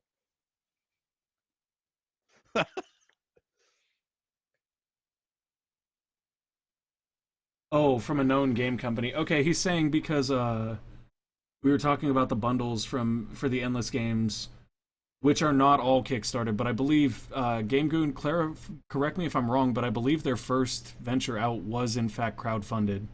I don't know if it was specifically through Kickstarter, but I know it was crowdfunded, I think. Okay, I own a founder game, a founder type of game from a game that is from a known company, and I bought because the people in my WoW guild, I was like trying to get them away from WoW, and they bought. Everybody decided to try playing Elder Scrolls Online, so I have like the founder pre-purchase thing for that. So do I. So It was a and regrettable thing. I will say that shit sucks, and I think that founder programs uh for big games can really suck it because they don't need some sort of founder fucking money. They need to deliver a working game that everybody can enjoy without any bullshit. I completely agree, but I think when you say like larger companies need to work without founder companies, or I mean without founder packages, I think that a line needs to be drawn there between AAA and indie because there are like indie studios that would be considered larger. Like I feel Amplitude is kind of in that middle area now, but I don't feel like they have so much damn money that how dare they do a founder thing for their next game. Yeah, I can see that. I think that But like someone like they need Blizz, I would people be like, what the fuck? they need people to hit the pre-order button to fund their games if you're making something like Endless Legends. Whereas especially given that people perpetually expect a more polished, more quote unquote AAA style game from them as they release new games. They expect more graphics, Oh, shit like that. totally. I think Endless Legend, as far as like quality goes, was on par with any AAA offering in the same genre. Yeah, I agree with that. It definitely looks really nice. Okay, so Azrael Angel asks if you're not big into pre-orders, what made you decide to purchase TSW? Spicy, if you don't know, TSW stands for the Secret World. It is the Yeah, latest in I a long line of Funcom games that they have fucking ruined. I have the Secret World. I haven't played it a lot though. It is truly a remarkable game to go through once and then just walk away from because Yep. they fucked the pooch on it bad. Um, so that is actually before I got TSW. Like Azra, you know this long before I started my channel and long before I started like really taking games activism seriously. But the reason that I bought in for they did this thing called the Grand Master Pack for Secret World. I don't know if that's what you got, Spicy, but it was $250 for a lifetime sub. Ouch. Mind you, Oh, and mind then it you, went free to play. and Oh, then it went buy to play. sorry. However, here's the part to be cool about that, right? When they went buy to play, they put in like a sub model that you could have to get like extra bonus points for in game or for the store where you can buy like clothing and stuff like that. And everybody that Yeah. got Grandmaster Pack got that free every month in a stipend equivalent to how much it cost to buy one of the updates. Ah, So that's like not that bad didn't then. Yeah, no, that didn't bother me. I played it for more than 2 years and I did the math. Like I got my money's worth out of that game easily. Um But I decided to purchase that Asriel 100% honest. Once again, this is before I was as much of a gaming activist as I am now. I purchased that purely out of faith in Funcom. That's right. I said purely Game out of Goon faith. is wondering about this Ashes of the Singularity thing. Now, first of all, the people who made Ashes of the Singularity are not exactly a small company, in my opinion. But the way I see the thing he's talking about is that there is a big risk that if people don't like Ashes of the Singularity, that those three X packs will progressively become shittier and shittier with less and less effort put into them. And those 16 DLCs minimum could become incredibly shit. And that's why it's not that I feel like somebody is making a bad decision to buy it, but I think it sucks that it exists. And that's how I feel about it. Wow. Okay. So seeing that, I completely. Hey guys, we found it. That point where Spicy and I completely agree on something. I completely agree. I dislike that just because, exactly as Spicy's already said, if things go south, if it doesn't work out the way that they're expecting, they may not meet those obligations to the consumer. And if they do, like, what's a DLC? Game Goon is a DLC when we put a new skin in for like one thing in the game, because technically I can put that on Steam as a DLC. And Yeah. you were guaranteed 16 DLCs, so now you got a new outfit. Congratulations, buddy. I'm saying that in kind of a douchey way. I really don't mean to be that way, but that's like how these companies think, man. It's like, oh, well, we didn't make that much money, so we owe them 16 DLCs. Make 16 new colors for the coat. Put that in. Yeah. And when the way, like, for example, I've like dithered about buying the Fallout DLC, the season pass. I might buy it despite the way I feel about this stuff, simply because I'm gonna play it on the channel no matter what. So saving that $10 or whatever by buying it is a good investment for me as a YouTuber. But I I also at least have a rough idea of the kind of DLC that you're gonna get from a Bethesda game. So that's another element of it. I still don't like that kind of stuff though. Okay, so Spicy actually brings up another interesting point that we may not go into very deeply, but I am going to talk about it real quick. When you run a YouTube channel or a Twitch channel, a lot of these decisions become even more complicated because it's so much less about like your personal opinion or your personal things you want to support, and so much more about like, if I pass this opportunity, am I stabbing my channel in the back? Yeah. And it's not just about it's like a whole different level of business decision that you're making, and it's hard to really make that choice. And in the case of Fallout 4, I'll probably make the choice to actually just buy the season pass because I'll do it no matter what.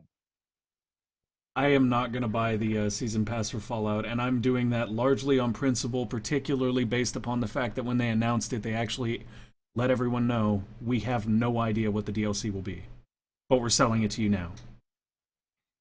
Is I at least appreciate that they have no idea what it is. Well, I there's. actually like that. I would rather them have no idea. And the reason why is because when Oblivion came out, there were places, and it was the first game with DLC by Bethesda, at least with paid DLC. And when Oblivion came out, there were places where you could see that they'd left the thing, like there's an orrery in the middle of the Mages Guild that you can't get to. It's locked, and you only get to unlock that orrery if you buy one of the DLCs. And that is totally fucked. And I always wondered what was in it, and then the DLC came out, and I found out what was in it was the DLC. Like, the $3 was inside of it, and I I think that with Fallout, ever since Fallout 3, they've had a sort of rough kind of thing where it's sort of out to the side. It's not necessarily set in the main map, and you have a rough idea of the kind of time you'll be able to get off of it. And I like that they seemingly don't start working on it until after they've totally finalized the previous game, the full game. Oh no, I'm totally good with that. The thing that bothers me is that they announced they have a season pass for 3 DLCs, but they have no idea what DLCs are going to be. If Actually, they they, said 4 DLC. Yeah. oh well, 4 DLCs. My mistake. However, the thing that bugs me there is that like they had nothing. We're not talking like we wrote down ideas and we're debating a couple of them. We're talking about we have nothing. Yeah. That bothers me. If they had been like, we've got like 12 or 13 ideas and we're going through what we want to do now, we're just not sure where we're going yet. Cool. You have my confidence. You're a good company. I know I can trust you. God, I just said that. Don't ever listen to me. You can't trust a gaming company. It's the fucking truth. And I would be like, okay, maybe I'll think about this. But when they said it that way, it was like, one, I'm happy that Bethesda just came out and was honest about it. Yeah. But two, there's no fucking way I'm giving them my money if they have no idea what they're doing. Although, did you Yeah. see the leak? No. There's a harpoon gun in Fallout 4, and it makes bubble animations when you reload it. Oh, see, what did I called it though? Didn't I call it in like the first podcast or the second one that there was gonna be an underwater DLC? I fucking called that shit. I knew there was a reason why there was that whole big open East Coast with the underwater shit with all the water with nothing there. Oh, They're leaving totally. space for the underwater DLC. They It's gonna haven't be like confirmed it, Bioshock though. 1. They have not It's gonna be confirmed it, Bioshock though. 1 and Fallout. Yeah, I know they haven't confirmed it, but I would really like to see that. Have you tried going across water in power armor? Yeah, I did that today. I was like, what the fuck? I can't swim up. What the hell's going on? There's a mission at one point that I made the mistake of bringing power armor to, and that was a fucking nightmare because of the water problem. Oh my god, water and power armor was epic. I was like, oh my god, I'm gonna drown because I can't get out, and then I made it to the other side. In the Brotherhood of Steel ending, they bring back Liberty Prime, and at one point it crosses the water, and I was just like, "Fuck it, I'm going too," and I walked across the lake with Liberty Prime. Okay, so that sucks because that confirms one of my other theories. So basically, reaching Sean at the Institute is actually the flip or like the split off point where you pick a faction and then win the game. Not quite. There's quite a bit that you can do with all the different factions. Like you can do a significant amount of faction work for all of them before it actually tells you now you're about to make a permanent enemy of blank faction, and then from that Okay, point, you actually have to make a decision. So you can feel free to do whatever the fuck you want up until it says you're about to make a permanent enemy of whatever, and it warns you in a big way. good.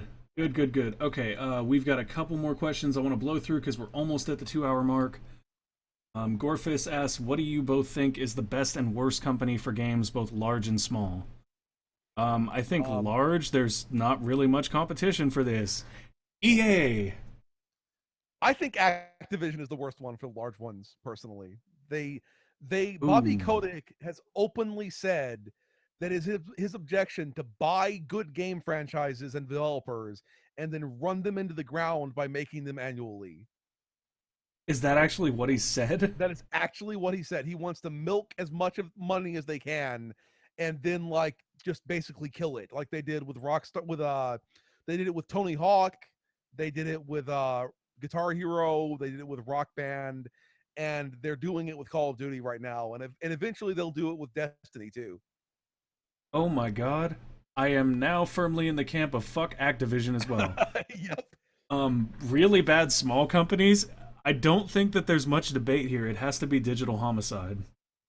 I think they're like in a micro category. I think really bad small companies right now has to be Overkill. I think yeah, if you put them in Homicide their is like own category because they released like 90 games in a year or something, yeah, then yeah, I but don't know that I would say Overkill specifically because I don't have that much experience with an indie dev being like really shady, but I guess that's the only one I have to go on, so I would say Overkill. yeah. Wait, who's Double Overkill. Fine? Oh, Double Fine should get some wrath too because the I think that Double Fine is Tim Schafer's company. They make things like uh Costume Quest, and they made Psychonauts, Well, Costume And Quest wasn't bad, was it? Costume Quest was great. So was Costume Quest 2. But with one of their games, Space DF9, I bought that game and it was in early access. They promised a whole bunch of shit, and then suddenly they were like, this shit ain't working. We're dumping it. You get nothing. Oh, And they were just like, they left it mid beta or mid alpha. okay, okay. Totally fucked. So Spicy gets overkill. That's his choice. My choice, and I don't even know the name of the company because it shouldn't even be a company because fuck that guy. Is whoever the fuck makes Star Drive 1 and 2. Fuck that guy. That I guy don't even is know anything about Star Drive. okay, so it's the same thing, promise and no delivery, right? Except for here's the catch. A fucking lawyer quits his job and decides he wants to make a gaming company. So he starts a Kickstarter, he hires somebody else to do the code because if you're going to be a game developer, the part you don't want to know is how everything fucking works. So he hires someone else to do a code, works that dude into the ground. The dude eventually abandons the project and then he abandons the project because he can't fix the code, and then takes all the profits that he made from Star Drive 1 and puts them towards hiring a programmer to build Star Drive 2. That's pretty fucked. Game Goon, Star Drive 1 was not made by one guy. Star Drive 1 was made by a bunch of guys hired by one guy who basically said, fuck this, and then made a second game with the money he made from the first one. Uh, Now what about companies that you like that are really big? That are really big or small?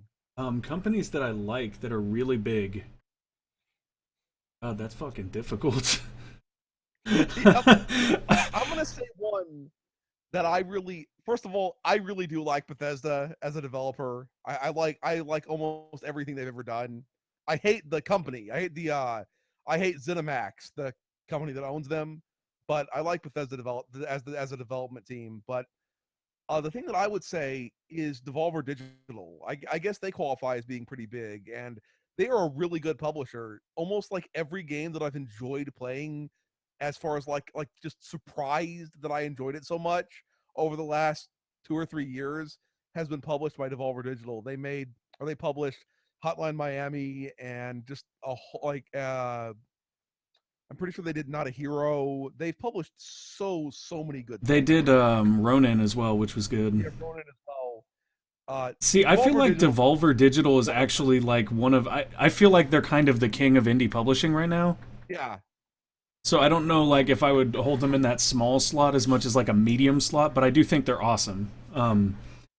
they're a pretty large company for an indie company. If I was gonna Pretty much. say companies that I consider to be large, I think the only one I could go with without feeling bad would be Bethesda. And Yeah.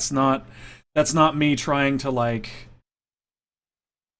bump Bethesda up because I'm not saying I don't have issues with them. Obviously, I have issues with what they've done with Fallout, but I still think that they are the only ones that have maintained sort of an old school design philosophy where it's like if you do good by your customers will do good by your games.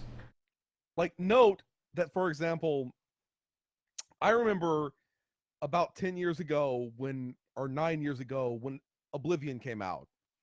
And I was in the, it's a weird story, but I was in a lighting class, a television lighting class. And I wanted to get out early. Like the instant the class was over, I was gone to buy a video game. And I wanted to buy Oblivion. And I remember this girl like sort of snickered about like me going off to buy this game, and nobody had heard of Oblivion. Like nobody except for me and Uko in the class had heard of Oblivion. And back then, if you had told me 10 years from now the biggest selling entertainment property in 2015 will be a game by Bethesda, I would have been like, you are smoking some crack. In the future, I'm smoking crack. That's what I would have thought. And sure enough, like Fallout has outsold basically everything in entertainment this year. Well, duh, And it's that's crazy. Fallout. I That's couldn't totally resist. crazy. If I had to go with a company that I feel like is smaller, that I adamantly support and feel like they're one of the better companies out there, and I know Spicy disagrees with me on this, but that's okay because we're all free to have our own opinions. I would probably say Obsidian. I love Obsidian. I just don't think their writing is as good as people say it is. That's I don't know. It's tough with Obsidian because like a lot of these times I feel like it's not specifically Obsidian's writing that's good, but maybe it's one or two people that were writing at Obsidian at one time and they bounce around a lot. A lot of my favorite like semi like I guess it would be like 2.5 A games that have come out over the last 10 years have been from Obsidian, like the South Park game. That game was amazing. That game was great. I really loved Alpha Protocol. That game was it makes me so angry that Sega is like, we will never make another Alpha Protocol and we will never sell the rights to it. Why the fuck would they do? I don't understand that at all. That's just totally crack smoking. Yeah, it's a Sega thing. Everything they do is crack smoking. Have you seen Sonic the Hedgehog? Anyways, Asriel asked if we would ever do a podcast where we had fans join us in chat. And Asriel, anytime you want, just let me Yeah, know. I will totally do that. Imagine if I was like, speak with fans, never. I would die if you did that. I really would. I would be like, oh my god, this is amazing. Oh, We've that just would be so fucked witnessed up. the evolution of spicy waffle into It turned douche into a waffle. total asshole. You know what game I have never played though by Obsidian that I really want to is Dungeon Siege 3. I loved the first Dungeon Siege game. The second one was kind of shit, but I've always wanted to play the third one. I remember Dungeon Siege vaguely. Wasn't that like the Diablo kind of knockoff? It was like I remember when I first saw it come out, and it if you actually go look at a video of Dungeon Siege 1, it looks like hideously ugly. But at the time I was like, I saw it at CompUSA or something, and of course CompUSA has been out of business for like a decade now, but I saw it and I was like, oh my god, it's like Diablo but in 3D, man, and it looks beautiful. I need this game in my life. Oh my god. And Uh, and now if you look back at it, it's like hideously ugly by today's standards. oh, I missed one question. This Why don't we do this? We're gonna do this question, and then Spicy, I'm gonna list a couple of games I grabbed on Steam sale that people should pick up if they're awesome. You can do the same. The question was if there is one genre that vastly needs an overhaul in gaming right now, what is it? I'll let you go first, Spicy, because I gotta think on this one. Ooh, I gotta think about that too. That is a tough one, honestly. Um, God, I'm gonna say it, and I think I'm gonna regret it. And the reason I'm gonna say it and I'm gonna regret it is the same reason I always regret saying it. I think if there's one genre that vastly needs like an overhaul or something to really freshen it up, it's the first person shooter. And I say Yeah, that because the mechanics are they're the same they've always been, and that's not a fault of the genre. It's a function of what the genre is. I mean, there's just not that much to it. But you know what I would love to see? Something like what Bethesda was showing with Prey, where it's a first person shooter with working, strong platforming mechanics. Or maybe something where, yeah. like, there's a really good flow between, like, gunfighting and fist fighting, which I think they did well in Far Cry. Okay, what I'm gonna say is I think that the JRPG genre needs an overhaul. Okay, it needs to go back to what it was 15 fucking years ago. Have you seen what modern JRPGs are like? They're like the shittiest action games imaginable. You run around like you would the traditional JRPG.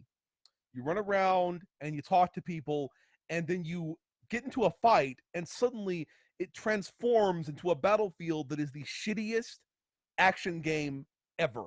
And suddenly you're some little girl who looks like a mushroom beating somebody in the face with a wand. And it's like, why can't the motherfuckers just do the traditional Final Fantasy motherfuckers line up on different sides of the screen and they take turns wailing on each other? I know it doesn't make any fucking sense. It's totally illogical, but that was one of the things that made JRPGs great is they had a tactical element to it. You play something like Final Fantasy, any Final Fantasy game before 12, it had a tactical element to it by being turn-based. And now there's no tactical element, and all that's left is a shit action game. And Actually, it was. Oh, there you're right, it was 12. Wasn't it? there have been a few good JRPGs with decent action. Like I cannot recommend enough. What is it called? End of Eternity it was called in Japan. I forget what they call it here. Resonance of Fate. Resonance of Fate. If you've never played that game, That's the one where all the seriously, characters have like guns and there's like a really cool it, gun like system, right? the best part is that you like get guns and you attach like essentially by the time you've modified it, it's like your gun has 7 guns attached to it. And the thing is though, even though that's interesting, the combat system in that game is amazing. I loved that combat system. And I think that that was one of the few times in which people have tried to evolve the JRPG genre and made it better. Whereas for the most part, you take a game like Ni no Kuni, which was an awesome game, and it was made by Studio Ghibli partially for the animation. And if any of you watch anime, you'll know that Studio Ghibli is like a legendary company. And but the combat system was so atrocious, and it would have been a million times better if it was just a traditional turn-based JRPG system. So that's what I would like to see, is JRPGs to get reverted to what the fuck they were like 12 years ago, as opposed to what they're like now. I completely agree, and Spicy, I posted a relevant image in chat that you should totally check out. It completely, in one image, explains to you what went wrong with JRPGs. I gotta see this. I'm waiting for the reaction, I really am. That is very, very true. It's like fun. You know what's weird though is if you look back at older Final Fantasy games, I even loved Final Fantasy VIII, but everything has unnecessary belt buckles on it. It's weird. Okay, I belt don't buckles get I get because they're accessories, but guys, if you looked at the image in chat, that is Squaresoft's version of Batman. Yeah, What yeah, the I've seen it. fuck? Um, no, so it's just absurd because like it seems like JRPGs have become so obsessed with how the game looks and moves on the surface Yeah. that they don't care about what lies underneath anymore. But you know what's interesting is we're actually seeing a resurgence of decent JRPGs on Steam, and I just wish that they would go a little bit more turn based and a little bit less. It's not that I hate action in JRPGs. It's just that often the action is abysmal. It would be so much better to have a well done, polished turn based game. Can you really say that anything that has been released in the JRPG world has been better than Final Fantasy VI in the last 10 years? And Final Fantasy VI was a turn-based game, and I don't see why something that was capable of being a classic can't be Spicy, a classic today. I just have to step in here and help you. Final Fantasy VI was the turn-based game, sir. In fact, it's one of the best games of all time. I actually, you know what's funny is I was at my folks' place for Thanksgiving, so I had like no internet connection. So I had whatever games were on my phone and on my laptop. I'll get to what was on my laptop later when we talk about what we grabbed off Steam. But what is on my phone, what I fall back to playing whenever I am stuck somewhere horribly mobile with shitty internet, is none other than Final Fantasy VI, because it's like my favorite JRPG Yeah, ever. yeah, it is. It is up until Morrowind. It was my favorite game of all time. So like, I cannot recommend FF6 enough to anyone out there who has had the poor fortune of not fucking playing it yet. And actually, apparently, it just got rated by the like PEGI European gaming thing for Steam. So we're gonna be getting Final Fantasy VI on Steam soon. I know it probably won't be the greatest port ever, but I'm gonna buy it anyway because I am a sucker for Final Fantasy games. Wait. Are you talking about the one with Saban's Godly or Saban's Godly Blood Bum Rush, or the other six? Yeah, Yeah. that one. Yeah, totally. I just got Bum Rush on it this weekend. I was like, oh my god. Infinite power. I love when he suplexes the train. That is fucking amazing. Suplexes a train. That guy is a true fucking champion warrior, okay? Who suplexes a train?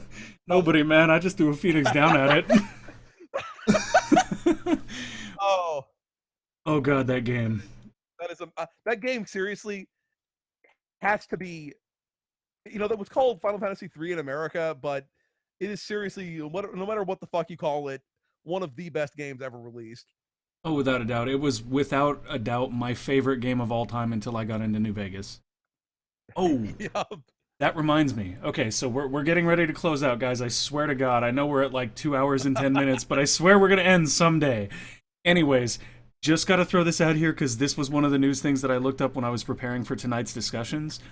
Somebody out there, Spicy, is amazing. Somebody out there is a saint in the post-apocalyptic world.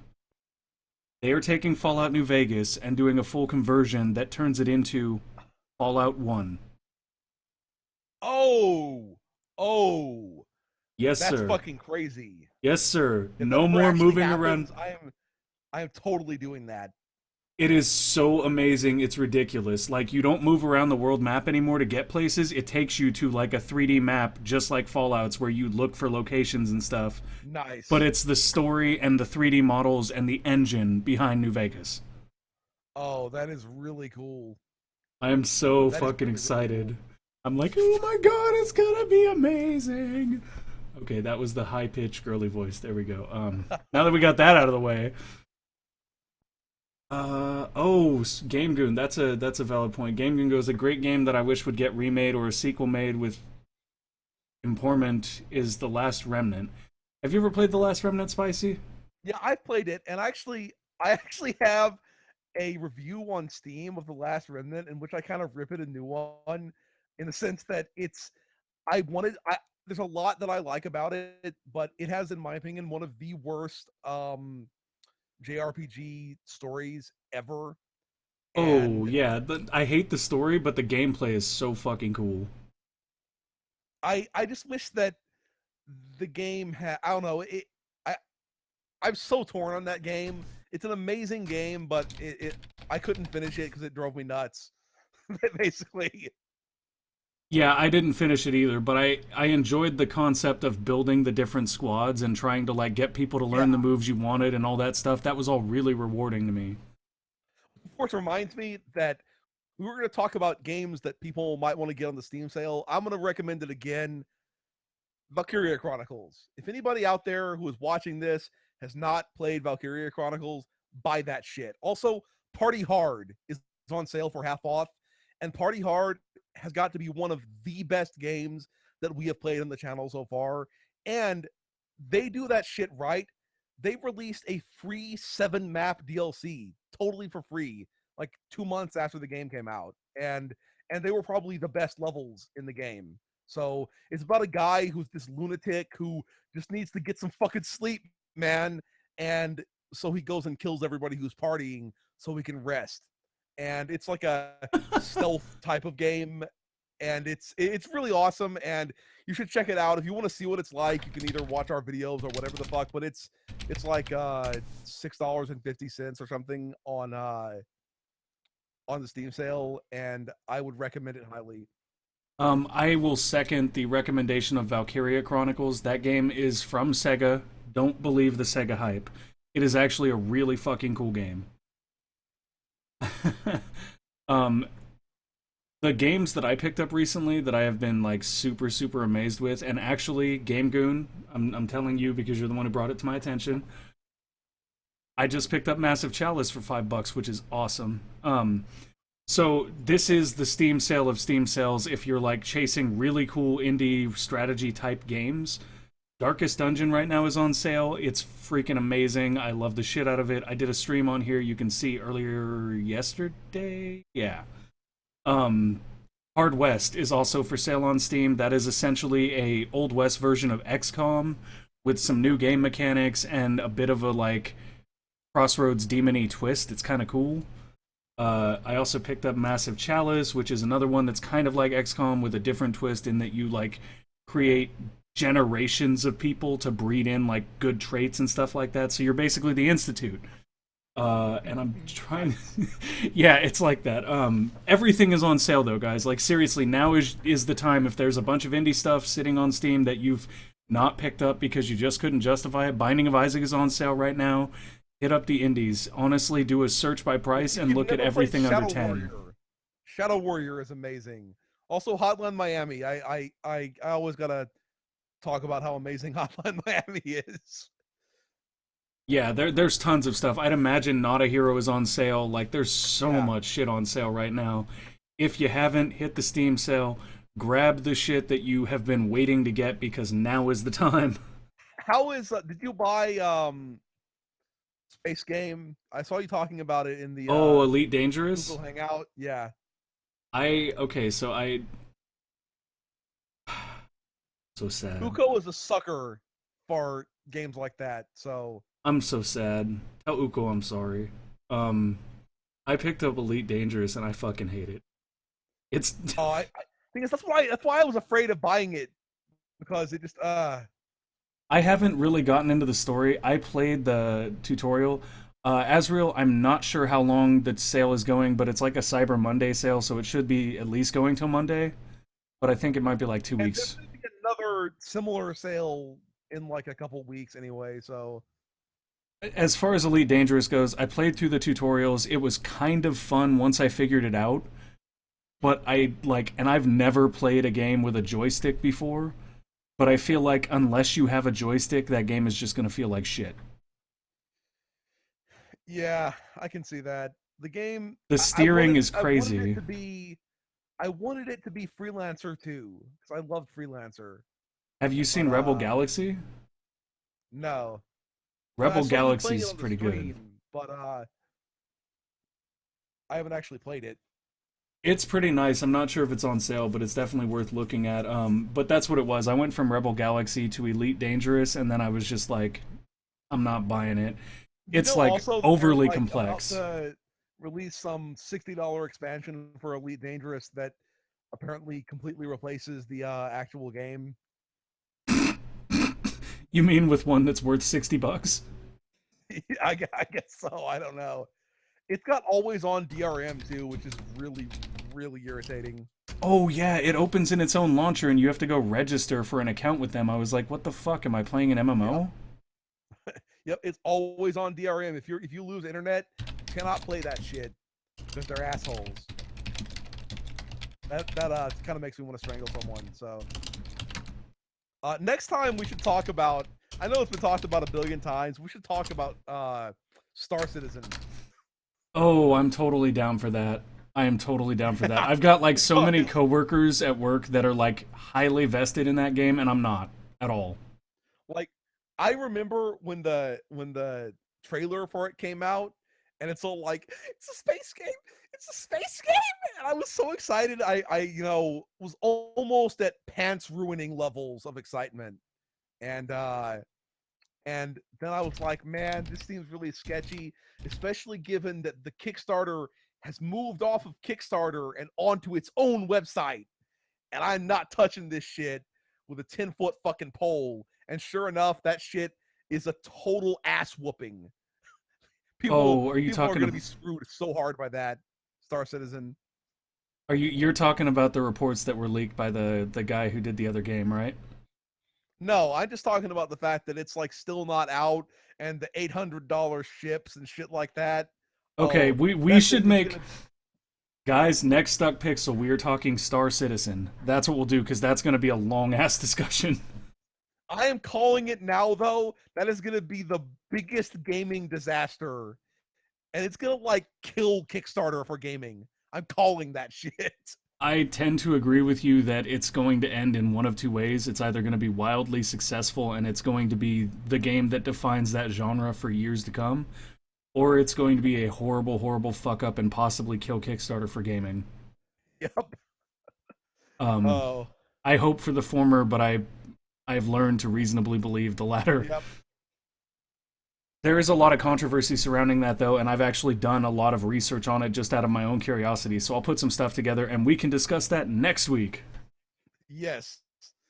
All right, guys. So that is Game Goon would like to join us for that one. That's awesome, Game Goon. We're always looking for guests. I'd be glad to have you. But that is it for this week. We have gone for like 2 hours and 20 minutes. This is the longest Stuck Pixel yet, and it was fun as hell. So thank you all for being here. I really enjoyed it. Spicy, I would imagine you feel the same way. Yes, I did. And so do I hear your dog barking. Okay, so I am out. It was really fun. Later, bitches. It was fun. I will see you guys next week. Thank you for coming, and thank you for joining me, Spicy.